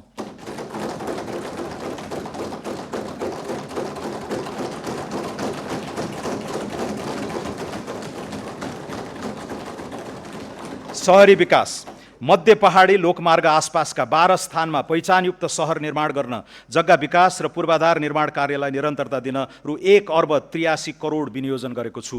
देशका प्रमुख सहरहरूमा एकीकृत फोहोर मैला व्यवस्थापन, ढलमुक्त नदी अभियान र नदी किनारामा हरियाली प्रवर्धनका लागि रु 4,19 करोड विनियोजन गरेको छु। जेनजी आन्दोलनका क्रममा क्षति भएका सरकारी भवनको प्रबलीकरण तथा पुनर्निर्माण कार्यलाई प्राथमिकता दिनेछौँ। जाजरकोट तथा रुकुम पश्चिम लगायतका जिल्लामा भूकम्पबाट क्षतिग्रस्त निजी आवास र सरकारी भवन पुनर्निर्माण कार्य सम्पन्न गर्न आवश्यक स्रोत विनियोजन गरेको छु। हालसम्म सडक सञ्जालबाट नजोडिएका स्थानीय तहका केन्द्रलाई राष्ट्रिय राजमार्ग वा नजिकको प्रदेश राजधानीसँग सर्वयाम सञ्चालन हुने सडकमा जोड्ने गरी स्थानीय तह केन्द्र पहुँच सुधार कार्यक्रम अगाडि बढाउनेछौँ। नागरिकलाई आधारभूत यातायात सेवामा पहुँच बढाउन बढीमा 30 मिनटको पैदल यात्राको दूरी नबढ्ने गरी झोलुङ्गे पुल निर्माण गर्न रु 5,14 करोड बजेट विनियोजन गरेको छु। राष्ट्रिय आवास कम्पनी लिमिटेड अन्तर्गत आवासीय परियोजना सञ्चालन गर्न पहिलो चरणमा झापा जिल्लाको मेचीनगर नगरपालिकामा 100वटा भवन निर्माण गरी सर्वसाधारणलाई बिक्री वितरण गर्नेछौँ। सडक तथा सहरी पूर्वाधार विकासका लागि 286 अर्ब 48 करोड विनियोजन गरेको छु।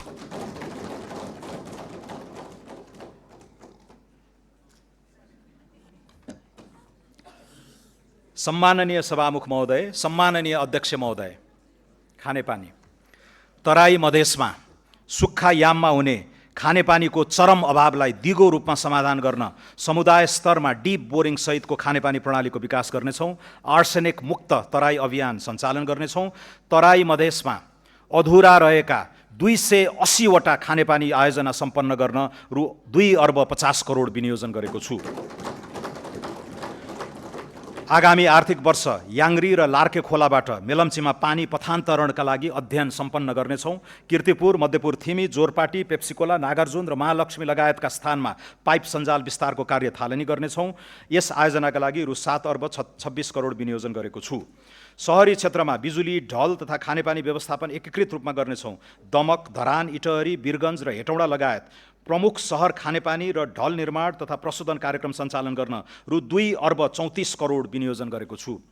उन्नत फिल्ट्रेसन प्रविधिको प्रयोग तथा राष्ट्रव्यापी पानी परीक्षण प्रयोगशाला सञ्जाल स्थापना गरी पानीको नियमित परीक्षण र QR कोडमा आधारित अनुगमन गर्नेछौँ। काठमाडौँ उपत्यकाको सल्लाघारी, कोडकु, धोबीघाट, गोकर्ण र हनुमान घाटमा दैनिक 7 करोड 27 लाख लिटरको फोहोर पानी प्रशोधन केन्द्रको निर्माण सम्पन्न गर्नेछौँ। यस कार्यका लागि रु 3,46 करोड विनियोजन गरेको छु। उपत्यका बाहिर खाँदबारी, बेलौरी, टाउन बजार, बारपाक र त्रिशुली बजारमा ढल प्रशोधन केन्द्र सञ्चालनमा ल्याउनेछौँ। खानेपानी तथा सरसफाइतर्फ रु 37 अर्ब 17 करोड विनियोजन गरेको छु। स्वच्छ ऊर्जा आगामी आर्थिक वर्ष जलविद्युत आयोजनाबाट 670 मेगावाट र सौर्य आयोजनाबाट 370 मेगावाट गरी 1040 मेगावाट राष्ट्रिय प्रसारण प्रणालीमा आबद्ध हुँदा कुल जडित क्षमता 5535 मेगावाट पुग्नेछ। 40 मेगावाट क्षमताको राहुघाट जलविद्युत आयोजनाको निर्माण यसै आर्थिक वर्षभित्र सम्पन्न गर्नेछौँ। निर्माणाधीन तनहुँ जलाशययुक्त आयोजना, माथिल्लो मोदी ए, माथिल्लो मोदी, माथिल्लो त्रिशुली 3B र बुढीगङ्गा आयोजना निर्माणलाई तीव्रता दिनेछौँ। 1061 मेगावाटको माथिल्लो अरुण, 828 मेगावाटको उत्तर गङ्गा, 210 मेगावाटको चैनपुर सेती, 99 मेगावाटको तामाकोसी 5 र 77 मेगावाटको घुन्साखोला आयोजनाको वित्तीय व्यवस्थापन गरी ठेक्का प्रक्रिया सुरु गर्नेछौँ। 417 मेगावाटको नलगाड, 490 मेगावाटको अरुण 4 र 281 मेगावाटको नौमुरे आयोजनाको अध्ययन प्रक्रिया अगाडि बढाउनेछौँ। कर्मचारी सञ्चय कोषका सञ्चयकर्ता समेतको लगानीमा 439 मेगावाटको वेतन कर्णाली जलविद्युत आयोजना निर्माणका लागि ठेक्का प्रक्रिया सुरु गर्नेछौँ। 1200 मेगावाटको बुढी गण्डकी जलाशययुक्त आयोजना निर्माणका लागि अधिकार सम्पन्न प्राधिकरण मोडलमा निर्माण कार्य अगाडि बढाउनेछौँ। 670 मेगावाटको दुधकोशी जलाशययुक्त आयोजनाको फाइनान्सियल क्लोजर सम्पन्न गरी ठेक्का प्रक्रिया सुरु गर्नेछौँ। 900 मेगावाटको अरुण तेस्रो, 669 मेगावाटको तल्लो अरुण लगायत लगानी बोर्ड मार्फत निर्माण कार्य अगाडि बढाइएका करिब 3000 मेगावाट क्षमताका आयोजना विकास गर्न सरकारले आवश्यक सहजीकरण गर्नेछ। निर्माणाधीन प्रसारण लाइन तथा सबस्टेसन निर्माण सम्पन्न गर्न रु 70 अर्ब विनियोजन गरेको छु। हेटौँडा ढल्केबर इनोरुवा 400 केभी प्रसारण लाइन चालु आर्थिक वर्षभित्रै निर्माण सम्पन्न हुनेछ। 400 केभीका नयाँ खिम्ती 12 बिसे काठमाडौँ र हेटौँडा रातमाटे लप्सीबेदी न्यू दमौली न्यू बुटवल प्रसारण लाइन निर्माण कार्यलाई तीव्रता दिनेछौँ। अन्तर्देशीयतर्फ बुटवल गोरखपुर र इनोरुवा पूर्णिया प्रसारण लाइन निर्माण कार्यलाई तीव्रता दिनेछौँ। ढल्केबर मुजफ्फरपुर सीतामढी, लम्की दोदोधरा बरेली, लमही लखनऊ, निजगढ मोतिहारी र चिलिमे हब केरुङ प्रसारण लाइनको अध्ययन सम्पन्न गरी निर्माण सुरु गर्नेछौँ। कर्णाली कोरिडोर राष्ट्रिय प्रसारण लाइन निर्माणलाई तीव्रता दिनेछौँ। राष्ट्रिय ग्रिड नपुगेका कर्णालीका स्थानीय तहमा विद्युतीकरणलाई तीव्रता दिनेछौँ। ग्रिन हाइड्रोजनको व्यावसायिक उत्पादनको प्रारम्भ गर्न हेटौँडामा 2.5 मेगावाट क्षमताको ग्रिन हाइड्रोजन प्लान्टलाई पाइलट परियोजनाको रूपमा कार्यान्वयन गर्नेछौँ। सुक्खायामको पिक आवरमा हुने विद्युत अभावलाई सम्बोधन गर्न काठमाडौँ उपत्यकामा 100 मेगावाटको ब्याट्री एनर्जी स्टोरेज प्रणालीको कार्यक्रम प्रारम्भ गर्नेछौँ। ग्रिन हाइड्रोजन उत्पादन कार्यलाई अगाडि बढाउन आवश्यक बजेटको व्यवस्था गरेको छु। ऊर्जा उत्पादन, प्रसारण र वितरण लाइन निर्माणका लागि रु 85 अर्ब 54 करोड विनियोजन गरेको छु। सिंचाई आगामी आर्थिक वर्ष थप 15,800 हेक्टर खेतीयोग्य जमिनमा सिंचाई सुविधा पुर्याउनेछौँ। यसबाट खेतीयोग्य सिंचित जमिनको अनुपात 64% पुग्नेछ। नदी नियन्त्रणतर्फ 70 किलोमिटर तटबन्ध निर्माण र 210 हेक्टर जग्गा उकास गर्नेछौँ। बबई सिँचाइ आयोजना अन्तर्गत आगामी आर्थिक वर्ष 1066 हेक्टर जमिनमा सिँचाइको सुविधा पुर्याउनेछौँ। राजापुर सिँचाइ आयोजनाको पुनर्स्थापनाको कार्य अगाडि बढाइनेछ। भेरी बबई डाइभर्सन आयोजनाको हेडवर्क्स निर्माण कार्य सम्पन्न गर्नेछौँ। यी आयोजनाका लागि रु 5 अर्ब 63 करोड विनियोजन गरेको छु। सिक्टा सिँचाइ आयोजना अन्तर्गत बाँके पूर्व र पश्चिमतर्फ 5000 हेक्टर जमिनमा थप सिँचाइ सुविधा पुर्याउनेछौँ। यसका लागि रु 2 अर्ब 55 करोड विनियोजन गरेको छु। सुनकोशी मरिन डाइभर्जन आयोजनाको बाँध र विद्युत गृह निर्माणको लागि पुनः ठेक्का लगाई 4 वर्षभित्र सम्पन्न गर्ने गरी निर्माण कार्य सुरु गर्नेछौँ। यस वर्ष यसका लागि 2 अर्ब 98 करोड विनियोजन गरेको छु। बागमती सिँचाइ आयोजनाको स्तरोन्नति गरी सुनकोशी मरिन डाइभर्जन आयोजनाबाट थप हुने पानीको उपयोगबाट बारा, रौतहट, सर्लाही, महोत्तरी र धनुषा जिल्लाका 1,22,000 हेक्टर खेतीयोग्य जमिनमा सिँचाइ सुविधा विस्तार गर्न रु 53 करोड विनियोजन गरेको छु। महाकाली सिँचाइ आयोजनाको कमान्ड क्षेत्र विस्तार गर्नेछौँ। रानी जमरा कुलरिया आयोजनाको लम्की खण्डको पूर्वाधार विकास गर्नेछौँ। बृहत दाङ उपत्यका सिँचाइ आयोजना र प्रगन्ना बड्कापथ सिँचाइ आयोजनाबाट 2380 हेक्टर जमिनमा थप सिँचाइ उपलब्ध गराउन रु 1 अर्ब 21 करोड विनियोजन गरेको छु। नौमुरे बहुउद्देश्य सिँचाइ आयोजनाबाट कपिल वस्तुमा सिँचाइ गर्ने गरी आवश्यक पूर्व तयारी सम्पन्न गर्नेछौँ। बाढगङ्गा सिँचाइ आयोजनाको पुनर्स्थापना र मर्मत सम्भार गर्नेछौँ। नारायणी सिँचाइ आयोजना पुनर्स्थापनाका लागि बजेट छुट्याएको छु। सुनसरी मोरङ, चन्द्रनहर, कमला, नारायणी गण्डक, कोशी पम्प लगायतका सिँचाइ प्रणालीको मर्मत सम्भार तथा पुनर्स्थापनाका लागि रु 44 करोड विनियोजन गरेको छु। सतह सिँचाइको सेवा नपुगेका तराई मधेसका थप 3,980 हेक्टर खेतीयोग्य जमिनमा भूमिगत सिँचाइ सुविधा पुर्याउन रु 1 अर्ब 83 करोड विनियोजन गरेको छु। त्यसै गरी सर्लाही र धनुषा जिल्लामा स्मार्ट प्रविधिको प्रयोग गरी भूमिगत सिँचाइ सुविधा पुर्याउन आवश्यक रकम व्यवस्था गरेको छु। पहाडी तथा हिमाली क्षेत्रका कृषियोग्य टारहरूमा लिफ्ट सिँचाइ प्रणाली मार्फत भरपर्दो सिँचाइ सुविधा उपलब्ध गराउन रु 80 करोड विनियोजन गरेको छु। पहाडका टारहरूमा लिफ्ट सिँचाइ आयोजनाबाट आगामी वर्ष 2230 हेक्टर जमिनमा थप सिँचाइ सुविधा विस्तार गर्नेछौँ। महाकाली, कर्णाली, नारायणी, कोशी लगायतका ठुला तथा मझौला नदीहरूको व्यवस्थापन कार्यका लागि रकम विनियोजन गरेको छु। सूचना तथा सञ्चार दूरसञ्चार प्राधिकरण विधेयक संसदमा पेश गर्नेछौँ। नवीनतम प्रविधिको प्रयोगलाई तीव्रता दिँदै गुणस्तरीय दूरसञ्चार सेवाको पहुँच बढाउनेछौँ। कर्णाली र सुदूरपश्चिम प्रदेशमा गुणस्तरीय टेलिफोन सेवा र नेटवर्क विस्तार गरिनेछ। सरकारी मुद्रणका लागि स्थापित विभिन्न संरचनालाई एक आपसमा गाभी एकीकृत सुरक्षित मुद्रण संस्थाको स्थापना गर्नेछौँ। नेपालमा दर्ता भएका सामाजिक सञ्जाल मार्फत व्यावसायिक क्रियाकलाप विस्तार गर्न प्रोत्साहन गर्नेछौँ।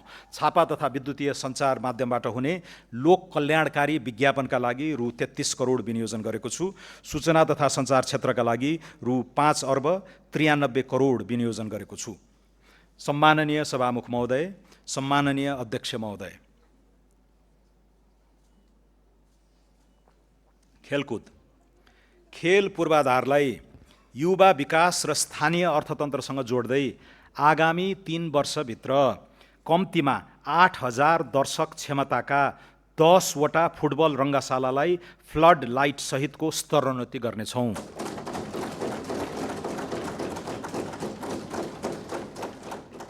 प्रमुख 8 सहरमा 5 वर्षभित्र आधुनिक क्रिकेट रङ्गशाला निर्माण गर्नेछौँ। विराटनगर, लाहान, काठमाडौँ, पोखरा, बुटवल, सुर्खेत र धनगढीको फाप्लामा कम्तीमा 2,000 क्षमताका इन्डोर मल्टिपर्पज स्टेडियम आगामी 3 वर्षभित्र निर्माण गर्नेछौँ। मूलपानी क्रिकेट रङ्गशाला तथा एकाडेमी, गिरिजा प्रसाद कोइराला क्रिकेट रङ्गशाला र कैलालीको फाप्ला क्रिकेट रङ्गशाला निर्माणका लागि डिजाइन पुनरावलोकन गरी लगानी मोडालिटी तयार गर्नेछौँ। खेलकुदमा विशेष रुचि र क्षमता भएका विद्यार्थीलाई विद्यालयको आधारभूत तहदेखि छनौट गरी आवासीय सुविधासहित तालिम दिने व्यवस्था मिलाउनेछौँ। अन्तर्राष्ट्रिय पदक जित्ने खेलाडीलाई अवकाशपछि सम्मानजनक जीवन जिउन सक्ने गरी आजीवन निशुल्क स्वास्थ्य उपचारको व्यवस्था गर्नेछौँ।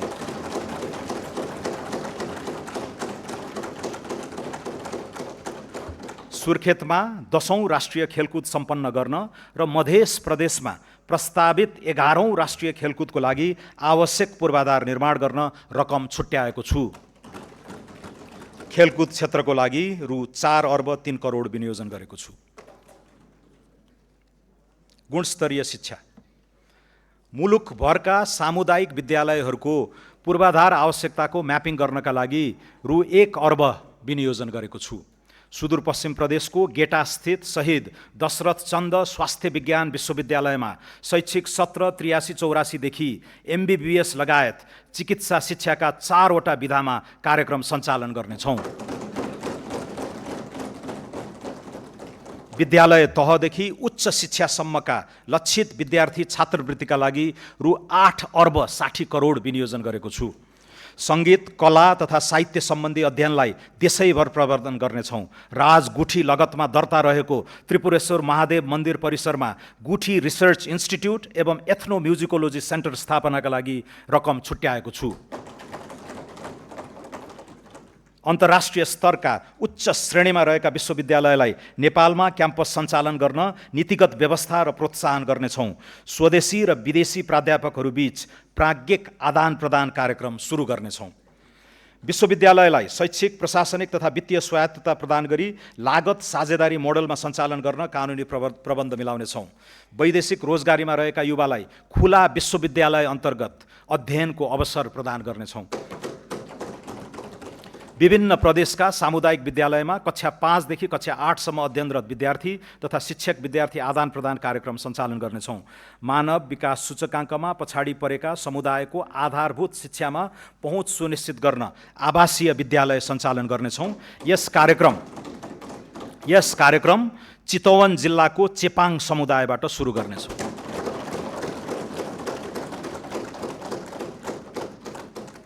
शिक्षा क्षेत्रका लागि 218 अर्ब 30 करोड विनियोजन गरेको छु।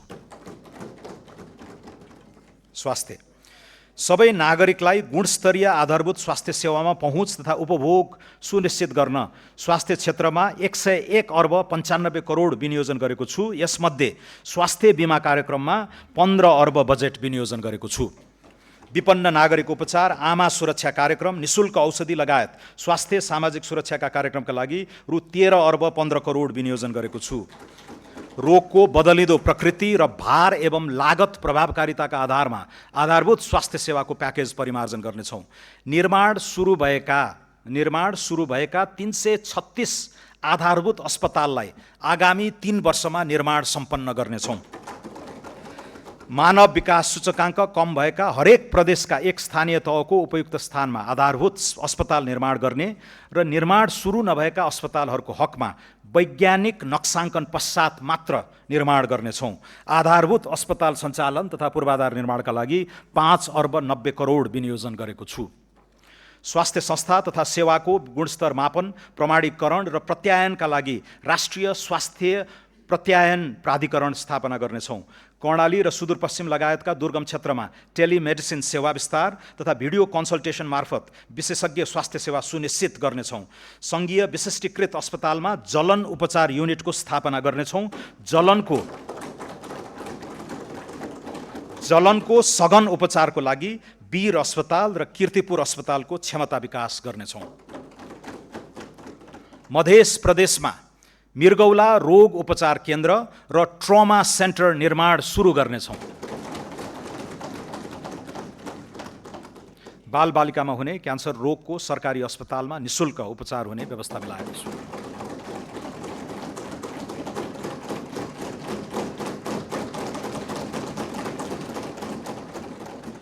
नागरिक स्तरबाट स्थापना भई अन्तर्राष्ट्रिय क्षेत्रमै ख्याति प्राप्त अनुकरणीय सर्वसुलभ स्वास्थ्य सेवा उपलब्ध गराउने स्वास्थ्य संस्थालाई प्रोत्साहित गर्नेछौँ।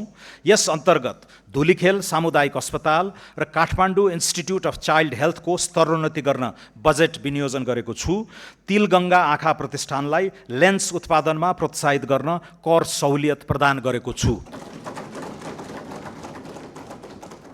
हाई अल्टिट्युड सिकनेस उपचार सेवा विस्तार गर्नेछौँ। महामारी रोकथाम एवं प्रतिकार्यका लागि प्रभावित क्षेत्रमा द्रुत प्रतिकार्य टोली परिचालन गर्नेछौँ। देशभित्र उत्पादन वा आपूर्ति हुने औषधि, रोग निदानात्मक र अन्य स्वास्थ्यजन्य खाद्यान्न सामग्रीहरूको गुणस्तर र नियमन सुनिश्चित गर्न फुड एन्ड ड्रग एडमिनिस्ट्रेसन स्थापना गर्नेछौँ।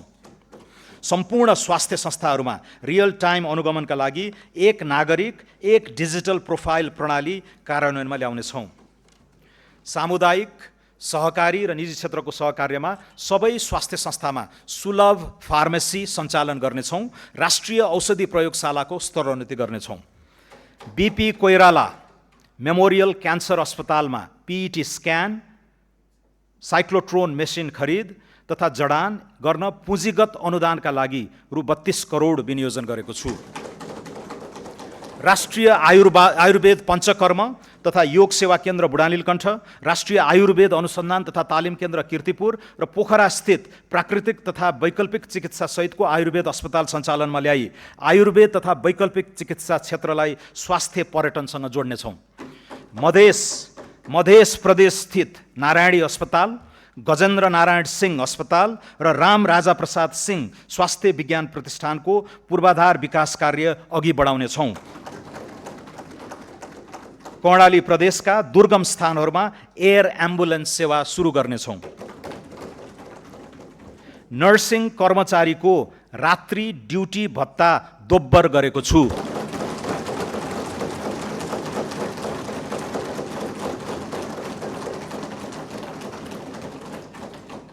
महिला स्वास्थ्य स्वयंसेविकालाई प्रदान गरिँदै आएको यातायात खर्चमा 50% वृद्धि गरेको छु।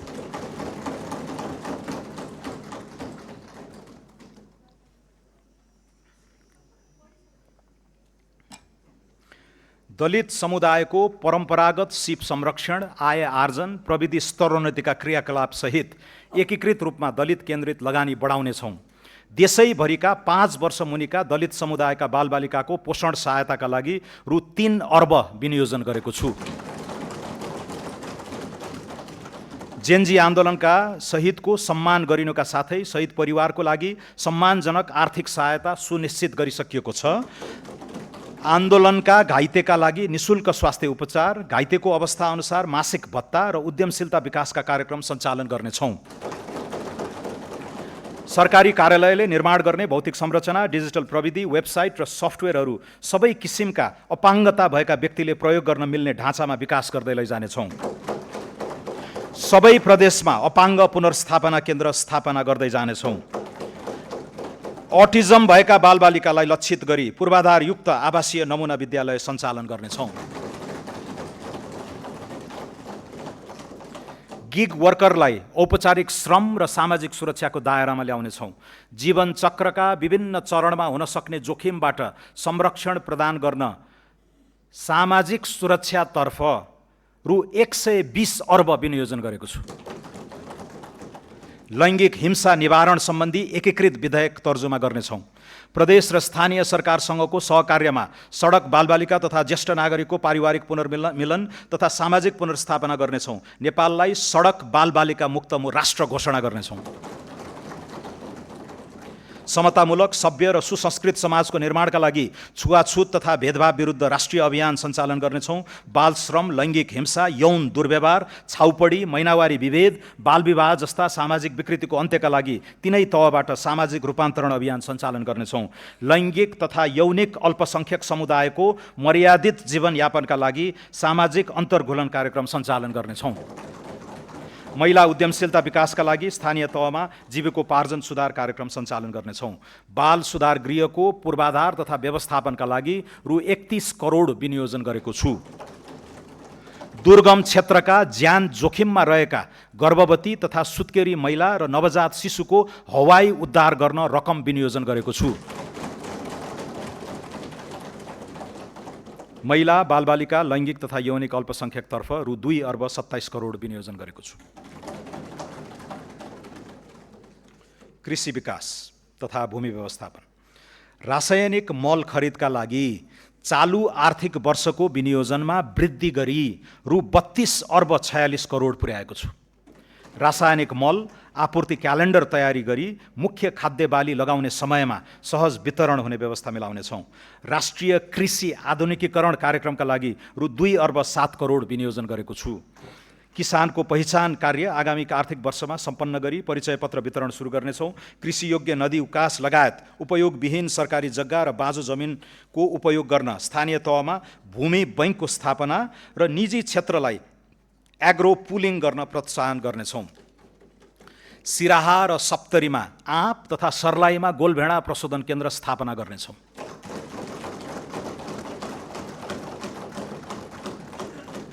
कर्णालीमा स्याउ, ओखर लगायतको फलफुलको जोन सञ्चालन गर्ने र चिस्यान केन्द्र स्थापना कार्य अगाडि बढाउनेछौँ।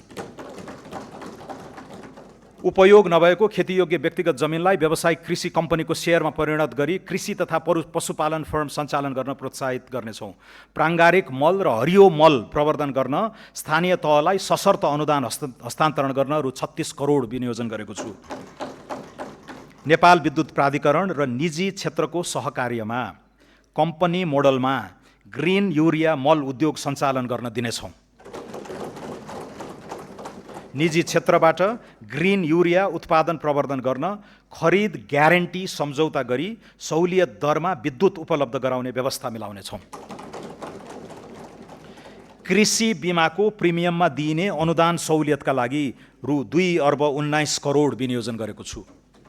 किसानलाई वित्तीय पहुँच प्रदान गर्न र नगद प्रवाह व्यवस्थापन गर्न कृषि उपज भण्डारणको प्रमाणीकरणका आधारमा वेयरहाउस रिसिट फाइनान्सिङ गर्ने व्यवस्था मिलाउनेछौँ। पशु पन्छीमा लाग्ने रोग तथा महामारी नियन्त्रणका लागि आवश्यक पर्ने खोप निजी क्षेत्र समेतको सहभागितामा स्वदेशमै उत्पादन गर्नेछौँ। खोरेत लगायतका रोग नियन्त्रण गर्न रु 24 करोड विनियोजन गरेको छु। हुम्लाको हिल्सा स्थित सीमा नाकामा पशु क्वारेन्टिन स्थापना गर्नेछौँ। 35 वटा नगरपालिकाबाट जग्गा प्रशासन सम्बन्धी एकीकृत सेवा सुरुवात गर्नेछौँ। घर जग्गा खरिद बिक्रीलाई सहज बनाउन जग्गा धनी सङ्केत नम्बर जारी गरी घर जग्गा रोक्का फुकुवा, खरिद बिक्री र राजस्व भुक्तानी अनलाइन प्रणालीबाट गर्नेछौँ। भूमिहीन दलित, भूमिहीन सुकुम्बासी र अव्यवस्थित बसोबासीको व्यवस्थापन गर्ने कार्य आगामी आर्थिक वर्षभित्रै सम्पन्न गर्ने व्यवस्था मिलाउनेछौँ।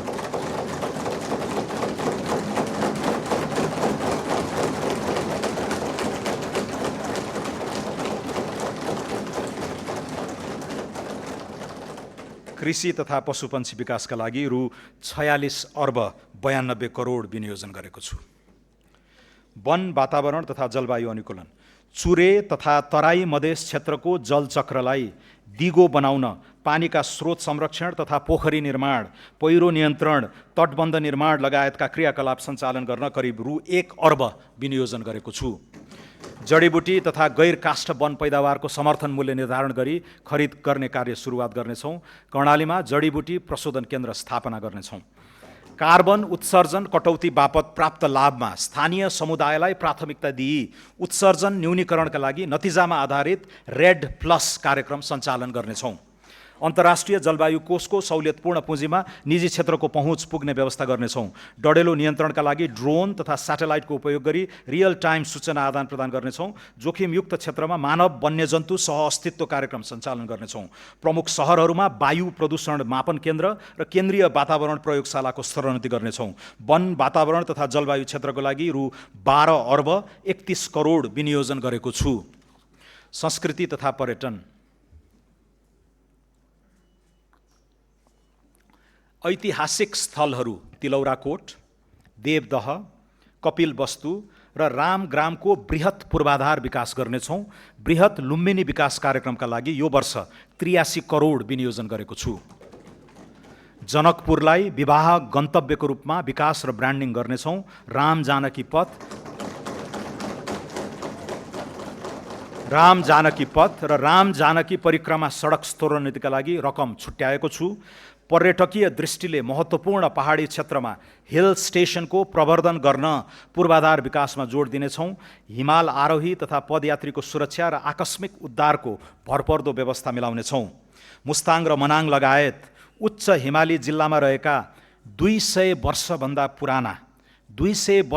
पुराना कम्तीमा पनि 2 दर्जन ऐतिहासिक बौद्ध गुम्बाहरूको संरक्षणका लागि विशेष परियोजना ल्याउनेछौँ। कपिलवस्तुको तिलौराकोट, धनुषाको जनकपुर धाम र काठमाडौँको गोकर्णेश्वरलाई विश्व सम्पदा सूचीमा समावेश गराउन कार्य अगाडि बढाउनेछौँ। खप्तड बडीमालिका सुक्लाफाटा, काँक्रेबिहार पञ्चकोशी रारा, ठाकुरद्वार स्वर्गद्वारी रुरु क्षेत्र, देवघाट मुक्तिनाथ तिलिचो, कालिन्चोक जुगल गोसाईकुण्ड, सखडा धनुषाधाम गढीमाई, हलेसी चतरा पाथिभरा प्रादेशिक पर्यटकीय कोरिडोरको प्रवर्धन गर्नेछौँ। ग्रेट हिमालयन ट्रेल लगायत अन्य पदमार्गलाई रणनीतिक पदमार्गका रूपमा विकास गर्नेछौँ। खप्तड, रामारोशन, बडीमालिका, बुढीनन्दा रारा, स्वर्गद्वारी, मुक्तिनाथलाई जोड्ने गरी उच्च पहाडी पर्यटन पदमार्ग डाँफे रुटको विकास गर्नेछौँ। अपी हिमाल, दोर्दी हिमाल, सिक्लेस कहुपुचे मनाङ, तिनजुरे पाथिभरा ट्रेकिङ रुट विकास गर्नेछौँ। साइकल ट्रेलका लागि उपयुक्त गण्डकी प्रदेशका मध्य पहाडमा परीक्षणका रूपमा कास्की, लिपेनी, थुम्सीकोट, भाचोक, लम्तरी, प्रिन्स चार्ल्स रुट हुँदै करापुसम्म र ब्यास, छाब्दी बाराही, बन्दीपुर, छिम्केश्वरी, लाब्दी, देवघाट रुट निर्माण गर्नेछौँ। आदिवासी जनजाति समुदायको संस्कृति संरक्षणका लागि कीर्तिपुर स्थित सङ्ग्रहालयको विस्तार गर्नेछौँ। दलित समुदायको परम्परागत मौलिक सिप, कला तथा पेसाको प्रवर्धन गर्न मधेस, कर्णाली र सुदूरपश्चिमका सघन दलित बस्तीलाई लक्षित गरी नमुना होमस्टे सञ्चालन गर्नेछौँ। 6000 मिटरभन्दा बढी उचाइ भएका र हालसम्म नामकरण नगरिएका हिमाललाई मौलिक नामकरण गरी आरोहणका लागि विशिष्ट बजारीकरण गर्नेछौँ। नागरिक उड्डयन। त्रिभुवन अन्तर्राष्ट्रिय विमानस्थलको स्तरोन्नतिका लागि रु 1 अर्ब 53 करोड विनियोजन गरेको छु। निजगढ अन्तर्राष्ट्रिय विमानस्थलको निर्माण मोडालिटी 6 महिनाभित्र यकिन गर्नेछौँ। गौतम बुद्ध र पोखरा क्षेत्रीय अन्तर्राष्ट्रिय विमानस्थल सञ्चालनको व्यवस्थापनमा निजी क्षेत्रसँग सहकार्य गर्नेछौँ। भरतपुर विमानस्थललाई विस्तार गरी रात्रिकालीन उडान सञ्चालन गर्नेछौँ। प्रदेश सरकारसँगको सहकार्यमा सुर्खेत विमानस्थल विस्तार गर्नेछौँ। मुगुको ताल्चा र दाङको टरी गाउँ विमानस्थल स्तरोन्नति गर्नेछौँ। संस्कृति तथा पर्यटन क्षेत्रका लागि रु 7 अर्ब 34 करोड र नागरिक उड्डयन क्षेत्रका लागि रु 2 अर्ब 93 करोड विनियोजन गरेको छु। श्रम तथा वैदेशिक रोजगार। रिभर्स प्रवासनलाई प्रोत्साहन गर्दै विप्रेषणलाई उपभोगबाट उत्पादनशील प्रयोजनमा रूपान्तरण गर्न विप्रेषण लगानी मिलान कोष सञ्चालन गर्नेछौँ। वैदेशिक रोजगारीबाट फर्किएकाको ज्ञान, सिप र दक्षताको सदुपयोग गर्न रिटर्नी माइग्रेन्ट कार्यक्रम कार्यान्वयन गर्नेछौँ। युवाहरूलाई विभिन्न विषयगत छोटो अवधिका र कार्यस्थलमा आधारित तालिम सञ्चालन गरी सिपयुक्त बनाउनेछौँ। वैदेशिक रोजगारीलाई थप सुरक्षित एवं मर्यादित बनाउन श्रम सम्झौताको पुनरावलोकन तथा नयाँ गन्तव्य मुलुकसँग थप सम्झौता गर्नेछौँ। विदेशमा अलपत्र परेका नेपाली नागरिकलाई उद्धार गर्न र मृत्यु भएका श्रमिकको शव सहज रूपमा स्वदेश ल्याउने प्रबन्ध मिलाउन आवश्यक बजेट विनियोजन गरेको छु। सिप सिकेर मात्र वैदेशिक रोजगारीमा जाने व्यवस्था मिलाउनेछौँ। बिना धितो ऋण र किस्ताबन्दीमा रोजगारदाताबाट भुक्तानीको व्यवस्था गरी वैदेशिक रोजगारीलाई मर्यादित, पारदर्शी र स्वचालित बनाउनेछौँ। वैदेशिक रोजगारीमा जाँदा शून्य लागतलाई प्रोत्साहन गर्दै सेवा शुल्कलाई श्रमिक मैत्री बनाउनेछौँ। औपचारिक च्यानलबाट भित्रिने रेमिटेन्सलाई थप प्रोत्साहित गर्न रेमिटेन्स आप्रवाहको हरेक रिसिटमा आधारित लटरी कार्यक्रम सञ्चालन गर्नेछौँ। अनौपचारिक क्षेत्रका श्रमिकको जीवनयापन र आधारभूत स्वास्थ्यलाई सहयोग पुग्ने गरी सहुलियत दरमा पौष्टिक खाना उपलब्ध गराउने गरी आवश्यक कार्यक्रम प्रारम्भ गर्नेछौँ। श्रम तथा रोजगार क्षेत्रमा रु 3 अर्ब 63 करोड विनियोजन गरेको छु। औद्योगिक विकास।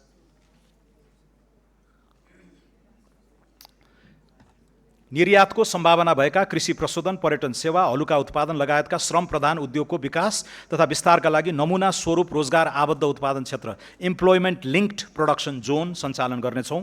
उद्योग प्रतिष्ठानको संस्थागत सामाजिक उत्तरदायित्व सम्बन्धी कानुनी प्रबन्ध मिलाउनेछौँ। सरकार र निजी क्षेत्रको सहकार्यमा औद्योगिक क्षेत्र तथा औद्योगिक करिडोरमा स्वच्छ ऊर्जामा आधारित प्रविधिको प्रयोग गरी ट्रिटमेन्ट प्लान्ट सहितको सिवरेज प्रणाली सञ्चालन गर्नेछौँ। उद्योग प्रतिष्ठानमा रहेका परम्परागत बोइलरलाई इलेक्ट्रिक बोइलरले प्रतिस्थापन गर्न सहुलियतपूर्ण ऋण सुविधा प्रदान गर्नेछौँ।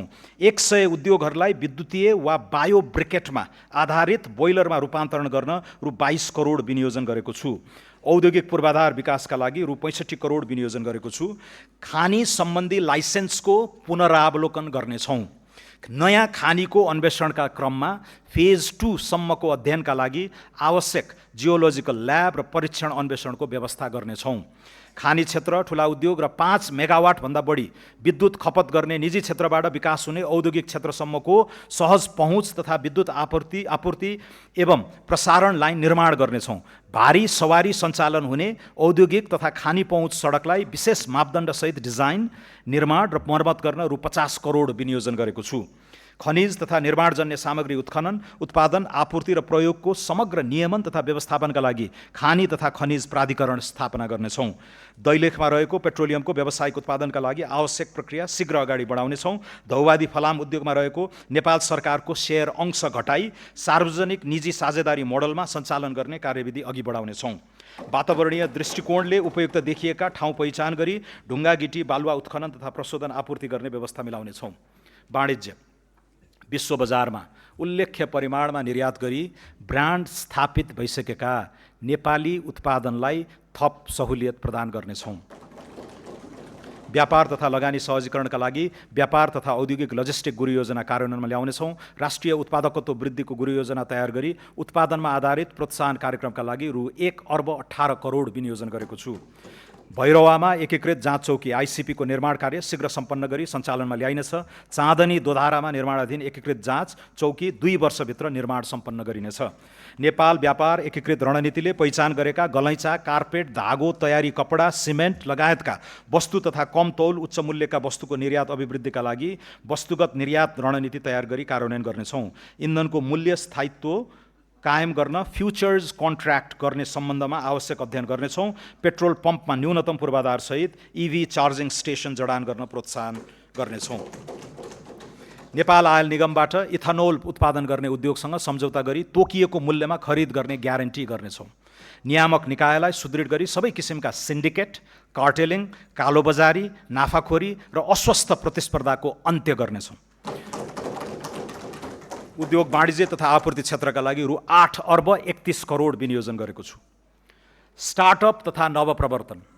स्टार्टअप, साना तथा मझौला उद्यमलाई राष्ट्रिय उद्यम इकोसिस्टममा आबद्ध गर्ने प्लेटफर्मको रूपमा नेपाल एन्टरप्राइज फेसिलिटी स्थापना गर्नेछौँ। प्लेटफर्मले उद्यम सम्बन्धी नीतिगत व्यवस्था, नवीन वित्तीय उपकरणको पहिचान र पहुँच, इन्क्युबेसन सहितको सहयोग सञ्जाल र स्वदेशी उद्यम अभियानलाई एकीकृत रूपमा अगाडि बढाउनेछ। कृषि एवं पशुजन्य उद्यम गर्न चाहने 1000 युवा उद्यमीलाई स्टार्टअप सुविधा उपलब्ध गराउनेछौँ। युवा वैज्ञानिकलाई स्वदेशमै अनुसन्धानको अवसर प्रदान गर्न अनुसन्धान, नवप्रवर्तन तथा उद्यमशीलता अभिवृद्धि कार्यक्रम सञ्चालनका लागि आवश्यक रकम विनियोजन गरेको छु। खगोलीय पर्यटन प्रवर्धन गर्न सगरमाथा आधार शिविरमा अब्जर्भेटरी केन्द्र स्थापनाका लागि रकम विनियोजन गरेको छु। विज्ञान, प्रविधि र नवप्रवर्धनका लागि रु 4 अर्ब र नेपाल एन्टरप्राइज फेसिलिटीका लागि रु 50 करोड विनियोजन गरेको छु।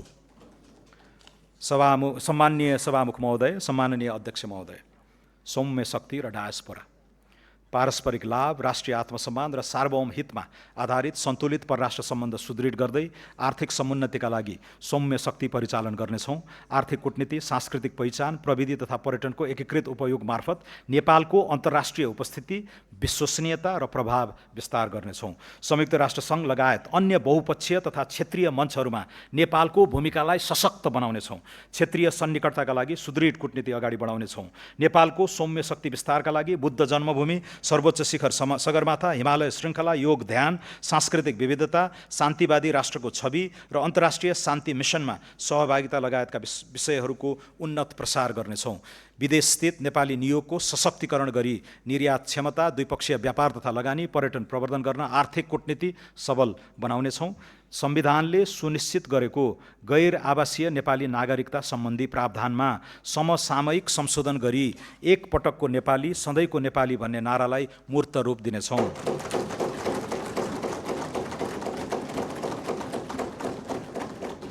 गैर आवासीय नेपालीलाई सबै किसिमका आर्थिक, सामाजिक तथा सांस्कृतिक अधिकार प्रदान गरी राष्ट्र निर्माणको मूल अभियानमा समावेश गर्नेछौँ। बैंकिङ क्षेत्र, बैंक तथा वित्तीय संस्था सम्बन्धी ऐन, बैंकिङ कसुर तथा सजाय ऐनमा समयानुकूल संशोधन गर्नेछौँ। विपन्न तथा साना किसानका लागि कर्जा तथा पशुधन कार्यक्रम साना किसान विकास लघुवित्त वित्तीय संस्था मार्फत सञ्चालन गर्न रकम विनियोजन गरेको छु। बैंक तथा वित्तीय संस्थामा रहेको निष्क्रिय कोषमा रहेको रकम हकवालाले दाबी गरेको बखत उपलब्ध हुने सुनिश्चित गरी तोकिएको कानुनी प्रक्रियाका आधारमा उत्पादनमूलक कार्यमा परिचालन गर्नेछौँ। वाणिज्य बैंक तथा भुक्तानी सम्बन्धी काम गर्ने संस्थाले अन्तर्राष्ट्रिय भुक्तानी नेटवर्कसँग सम्झौता गर्न सक्ने गरी राष्ट्रिय तथा अन्तर्राष्ट्रिय पेमेन्ट एग्रिगेटर तथा नेसनल पेमेन्ट स्विचलाई प्रभावकारी बनाउनेछौँ। पेमेन्ट एग्रिगेटरको नियमनको लागि कानुनी र संस्थागत व्यवस्था गर्नेछौँ। सहुलियतपूर्ण कर्जाको प्रभावकारिता अभिवृद्धि गर्ने गरी तेस्रो पक्षबाट कर्जाको गुणस्तर मूल्याङ्कन गराउनेछौँ। जेनजी आन्दोलनका शहीद परिवार तथा घाइतेलाई समेत यस कार्यक्रमको लाभग्राहीको रूपमा सहभागी गराउनेछौँ।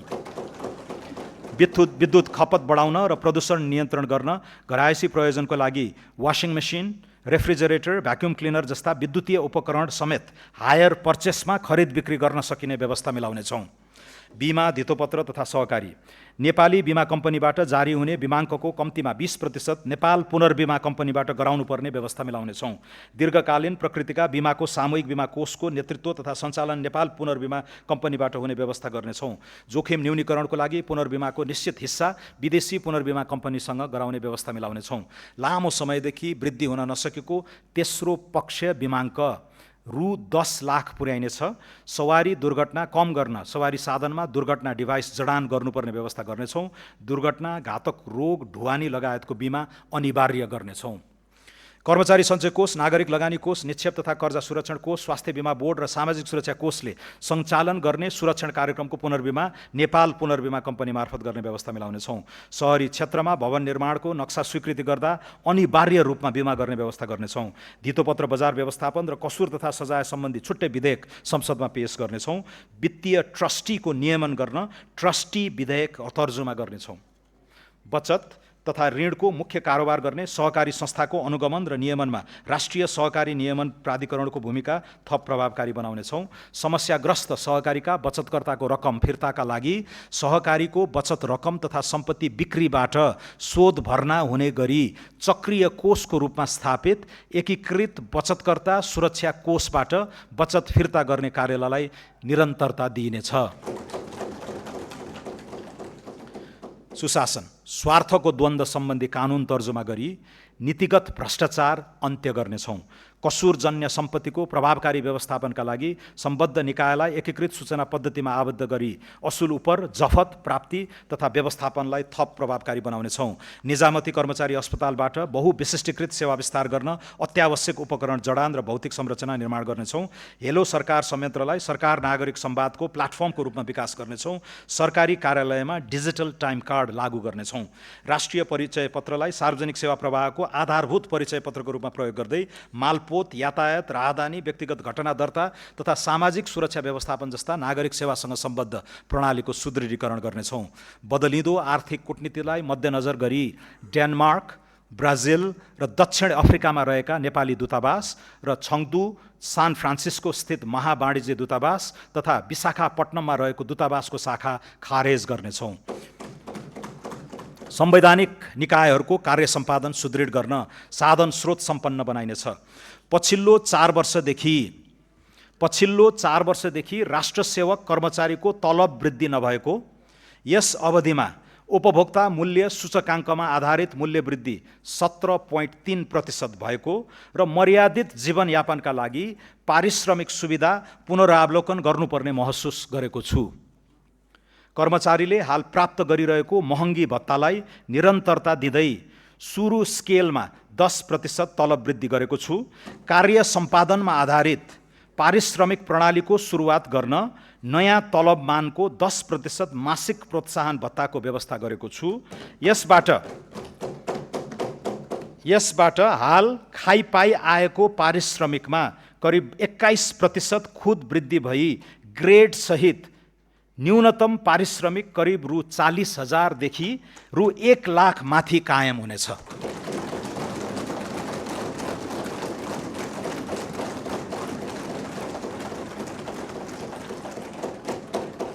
नयाँ तलब स्केल सम्बत 2083 साउन 1 गतेदेखि लागू हुनेछ।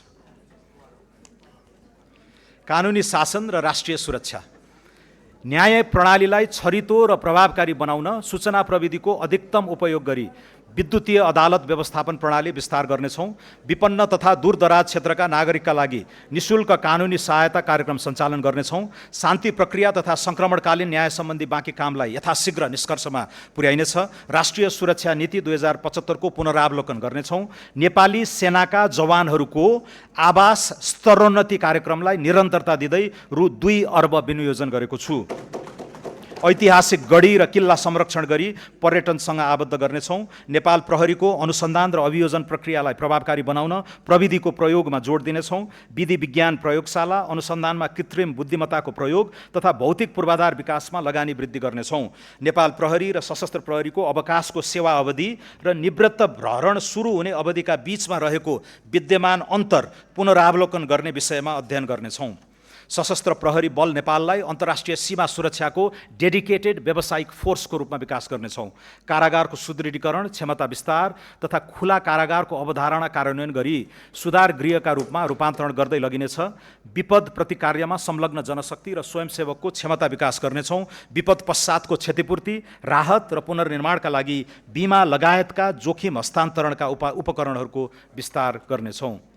सङ्घ, प्रदेश र स्थानीय तहबीचको अधिकार, जिम्मेवारी र कार्य सम्पादनको दोहोरोपना हटाउन कार्य विस्तृतीकरणको पुनरावलोकन गर्नेछौँ। 3 तहबीच विद्यमान दोहोरो करको विवादलाई क्षेत्राधिकारको स्पष्टता र कानुनी सुधार मार्फत समाधान गर्नेछौँ।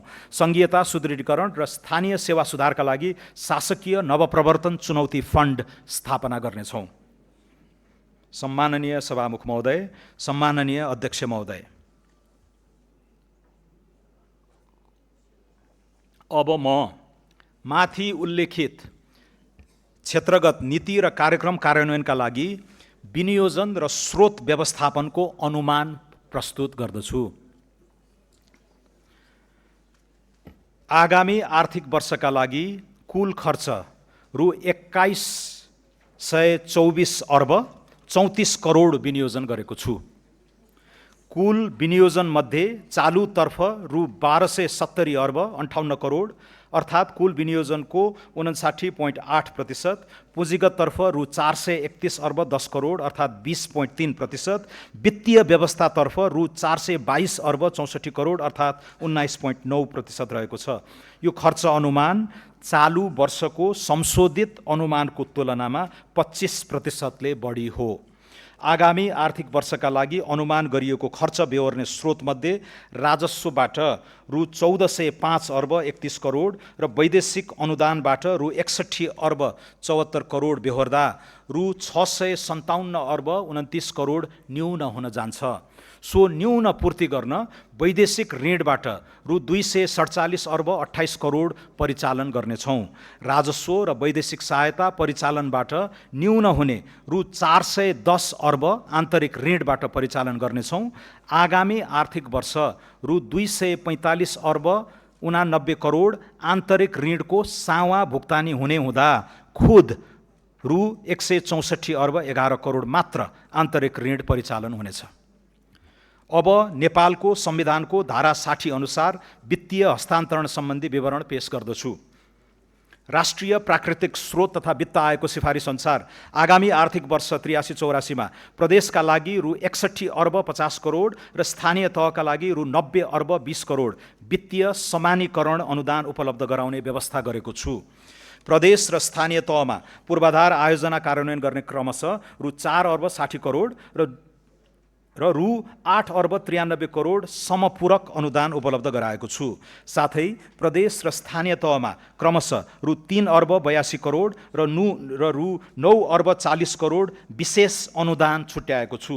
सङ्घीय सरकारका आयोजना कार्यान्वयनका लागि प्रदेश र स्थानीय तहमा क्रमशः रु 39 अर्ब 72 करोड र रु 206 अर्ब 8 करोड सशर्त अनुदान विनियोजन गरेको छु। प्रदेश र स्थानीय तहलाई राजस्व बाँडफाँडबाट कुल रु 175 अर्ब हस्तान्तरण हुने अनुमान छ। आगामी आर्थिक वर्षमा राजस्व बाँडफाँड रोयल्टी समेतबाट र वित्तीय हस्तान्तरण गरी प्रदेश र स्थानीय तहमा रु 600 अर्बभन्दा बढी परिचालन हुने प्रक्षेपण गरेको छु। सम्माननीय सभामुख महोदय, सम्माननीय अध्यक्ष महोदय, अब म आर्थिक वर्ष 83-84 को राजस्व नीति तथा कार्यक्रम प्रस्तुत गर्दछु। व्यवसाय मैत्री कर नीति, सरल एवं स्पष्ट कर कानुन, स्वैच्छिक कर सहभागिता र चुस्त कर प्रशासनको विकास गरी आर्थिक क्रियाकलाप विस्तार गर्न दिआएका उद्देश्य लिएको छु।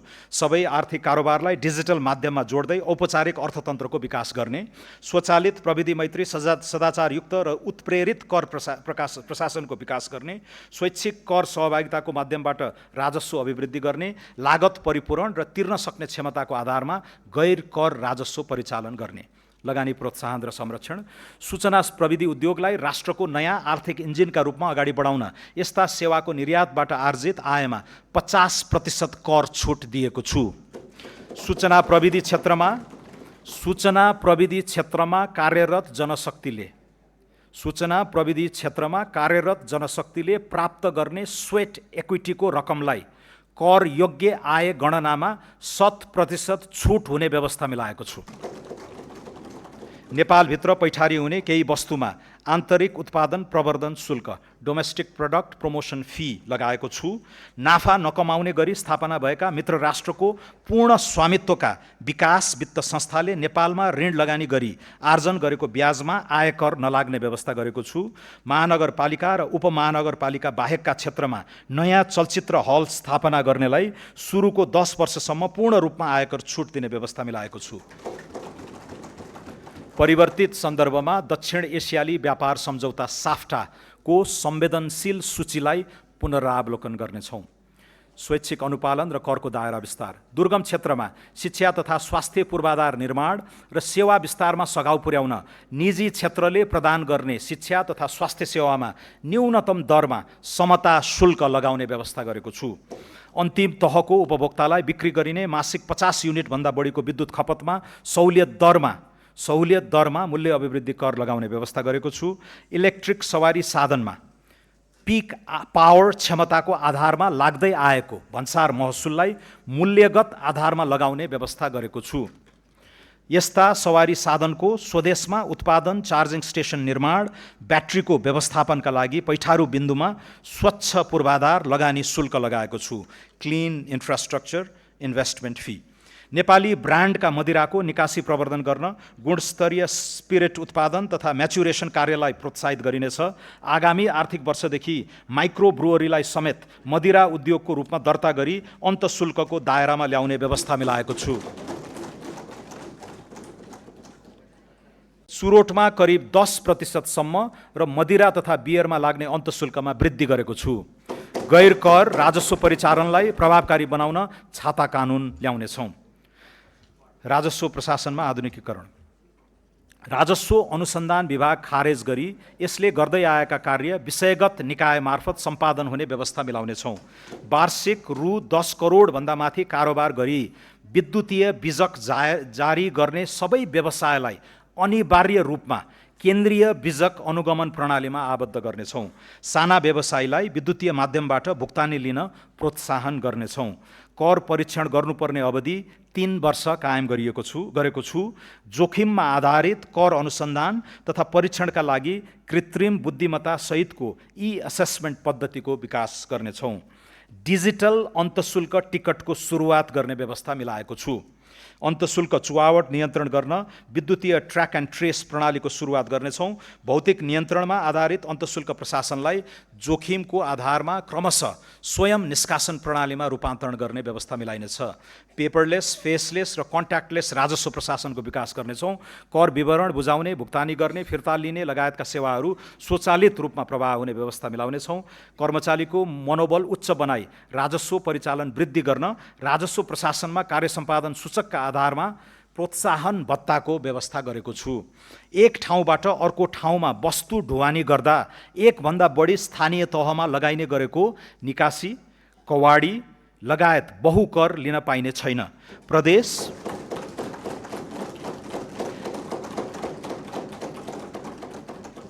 र स्थानीय तहका कर भुक्तानी गर्दा स्थायी लेखा नम्बर खुलाउनु पर्ने व्यवस्था गर्नेछौँ।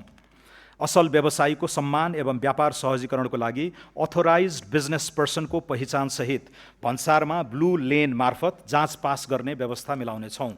कारोबार मूल्यमा आधारित अनलाइन भन्सार जाँच पास प्रणालीलाई थप सुदृढ, पारदर्शी र यथार्थपरक बनाउनेछौँ। भन्सार जाँच पास पछिको परीक्षण कार्यालयको पुनर्संरचना गर्नेछौँ। स्थल मार्गबाट नेपाल प्रवेश गर्ने पर्यटकको सहजीकरणका लागि सबै मूल भन्सार कार्यालयमा सवारी साधनको अस्थायी पैठारी घोषणा गर्ने र शुल्कको भुक्तानी अनलाइनबाट हुने व्यवस्था मिलाइसकेको छु। वैवाहिक पर्यटनलाई प्रोत्साहन गर्न विवाह प्रयोजनका लागि ल्याउने सामान घोषणा, धरौटी लिने र विवाह सकेर फर्कदा धरौटी फिर्ता दिने व्यवस्थालाई स्वचालित बनाउनेछौँ। पर्यटकलाई कानुन बमोजिम तोकिएको सीमाभित्र परिवर्तीय विदेशी मुद्रा ल्याउन पाउने सरल व्यवस्था गर्नेछौँ। प्रविधि मैत्री निगरानी र संयुक्त रूपमा बजार अनुगमनबाट सीमावर्ती क्षेत्रमा हुने चोरी पैठारी नियन्त्रण गर्नेछौँ। अन्तर्देशीय भन्सार प्रशासनसँग माल वस्तु आइपुग्नु अगावै सूचना आदान प्रदान गर्ने सम्झौता थप विस्तार गर्नेछौँ। कर सहुलियत, छुट तथा सुविधा। नेपालभित्र कृत्रिम हातखुट्टा र अपाङ्गता सहयोगी सामग्री उत्पादन गर्ने उद्योगको नाममा पैठारी हुने कच्चा पदार्थको आयातमा भन्सार महसुल छुट दिएको छु। आवासीय भवनको बिमा बापत अधिकतम 10,000 रुपैयाँसम्म आयकर प्रयोजनको लागि कट्टी गर्न पाउने व्यवस्था मिलाएको छु। विकास निर्माण आयोजना सञ्चालनका लागि जग्गा प्राप्ति गर्दा घर जग्गा रजिस्ट्रेसनको लागि तोकिएको सरकारी मूल्याङ्कनसम्मको रकममा पुँजीगत लाभ कर नलाग्ने व्यवस्था गरेको छु। कृषि प्रशोधन उद्योगमा पहिलो 10 वर्षको आयकर पूर्ण रूपमा छुट र कोल्ड स्टोर, प्याकेजिङ तथा टेस्टिङ ल्याब सहितका मेसिनरी उपकरणको आयातमा लाग्ने मूल्य अभिवृद्धि कर छुट हुने व्यवस्था मिलाएको छु। कर परिपालना गर्ने करदातालाई उच्च सम्मान, सुविधा र कार्यप्रणालीमा सरलीकरण गरिनेछ। सम्माननीय सभामुख महोदय, सम्माननीय अध्यक्ष महोदय, आर्थिक वर्ष 2081-82 को यथार्थ खर्च, चालू आर्थिक वर्ष 2082-83 को संशोधित अनुमान र आगामी आर्थिक वर्ष 2083-84 को स्रोत सहितको व्यय अनुमान यसै साथ पेश गरेको छु। अनुमानित आय व्ययको विवरण अनुसूचीमा उल्लेख गरेको छु। दात्री राष्ट्र र निकायबाट प्राप्त हुने प्राविधिक सहायता र अन्तर्राष्ट्रिय गैर सरकारी संस्थाबाट परिचालन हुने सहायता सम्बन्धी विवरण समेत यसै साथ पेश गरेको छु।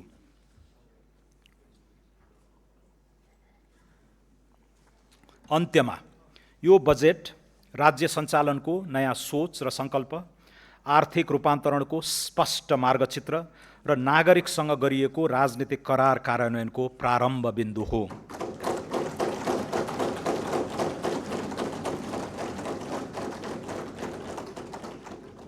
सुशासन, मध्यम वर्गको उदय, उत्पादनशील रोजगारी, प्रतिस्पर्धी अर्थतन्त्र र सम्मानपूर्ण जीवनको आधार निर्माण गर्ने लक्ष्यसहित प्रस्तुत यो बजेटले राज्यको भूमिकालाई नियन्त्रक र नियामक मात्र होइन, अवसरको सर्जक संस्थाका रूपमा पुनः परिभाषित गर्न खोजेको छ। यो बजेटले ऊर्जा, कृषि, वन, उद्योग, पर्यटन, सूचना प्रविधि र मानव पुँजीलाई आगामी दशकको आर्थिक समृद्धिका संवाहक क्षेत्रका रूपमा अघि बढाई अर्थतन्त्रमा संरचनात्मक सुधारको नयाँ चरण प्रारम्भ गरेको छ। यस बजेट मार्फत राजकाजमा थिति बसाल्ने, निजी क्षेत्रको आत्मविश्वास पुनःस्थापित गर्ने, सार्वजनिक सेवा प्रवाह संयन्त्रलाई प्रविधि अनुकूल र जवाफदेही बनाउने तथा उत्पादन, नवप्रवर्तन र उद्यमशीलतामा आधारित नयाँ आर्थिक सूचक्र प्रारम्भ गर्ने आधार तयार गरिएको छ। कर प्रणालीलाई सरल, न्यायोचित र उत्पादनमुखी बनाइएको छ। सार्वजनिक खर्चलाई मितव्ययी र परिणाममुखी बनाइएको छ। सुधार र रूपान्तरणका यी कार्यक्रमहरूको प्रभावस्वरूप आगामी आर्थिक वर्षमा 7% आर्थिक वृद्धि हासिल हुने तथा मूल्य वृद्धि दर 6% भित्र सीमित रहने विश्वास लिएको छु। बजेटमा घोषणा गरिएका नीतिगत सुधार र कार्यक्रम कार्यान्वयनमा सघाउ पुग्ने गरी नेपाल राष्ट्र बैंकबाट मौद्रिक नीति जारी हुनेछ। सुशासन, सदाचार र समन्यायिक समृद्धिमा केन्द्रित यिनै कार्यक्रमहरूको इमान्दारीपूर्ण कार्यान्वयनबाट नै नेपाललाई आगामी 5 वर्षभित्र सुशासित, समुन्नत र स्वाभिमानी राष्ट्रमा रूपान्तरित गर्दै 16औं योजना र दिगो विकासका अधिकांश लक्ष्यहरू हासिल हुने विश्वास लिएको छु। बजेट तर्जुमा गर्दा मार्गदर्शन गर्नुहुने सम्माननीय राष्ट्रपति, सम्माननीय प्रधानमन्त्री, सम्माननीय सभामुख, सम्माननीय अध्यक्ष र राजनीतिक दलका नेतृत्वप्रति हार्दिक कृतज्ञता व्यक्त गर्दछु। बजेट निर्माणका क्रममा रचनात्मक सुझाव, तथ्यपरक विश्लेषण र सहकार्यात्मक सहयोग प्रदान गर्नुहुने माननीय सांसदहरू, निजी क्षेत्र, श्रमिक, किसान, युवा, विकास साझेदार, राष्ट्रसेवक कर्मचारी, विज्ञ समुदाय, सञ्चार जगत तथा सम्पूर्ण नेपाली दाजुभाइ तथा दिदीबहिनीप्रति हार्दिक आभार व्यक्त गर्दछु। राष्ट्र निर्माण सरकारको मात्र दायित्व होइन, यो राज्य, निजी क्षेत्र र नागरिक समाजबीचको समान सङ्कल्प, सामूहिक अठोट, साझा प्रयत्न र समष्टि अभियान हो भन्ने विश्वास लिएको छु। बजेट केवल आङ्किक विवरणको प्राविधिक प्रस्तुति होइन, न त यो अर्थ राजनीतिक दस्तावेज मात्रै पनि हो। यो त जनताले दिलैदेखि पत्याएर अनि भित्रैबाट भरोसा राखेर शासकीय जिम्मेवारी सुम्पेको सरकारले मुलुकलाई सुधार्न र सपार्न बनाउने विकासको बाटोको भरपर्दो नक्सा हो।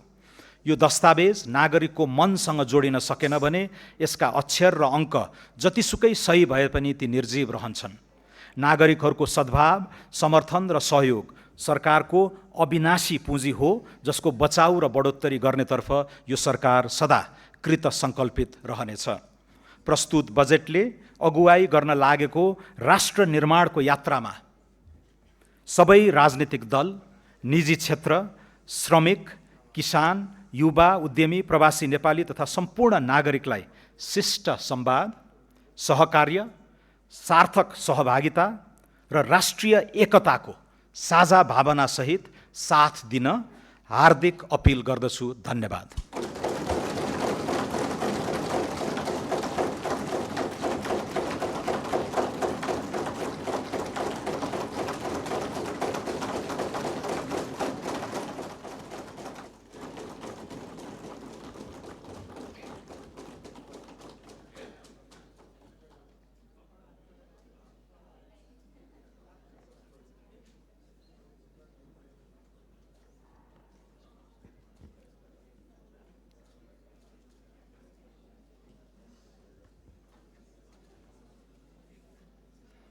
माननीय सदस्यहरू, सङ्घीय संसदको दुवै सदनको संयुक्त बैठक यहीँ स्थगित हुन्छ।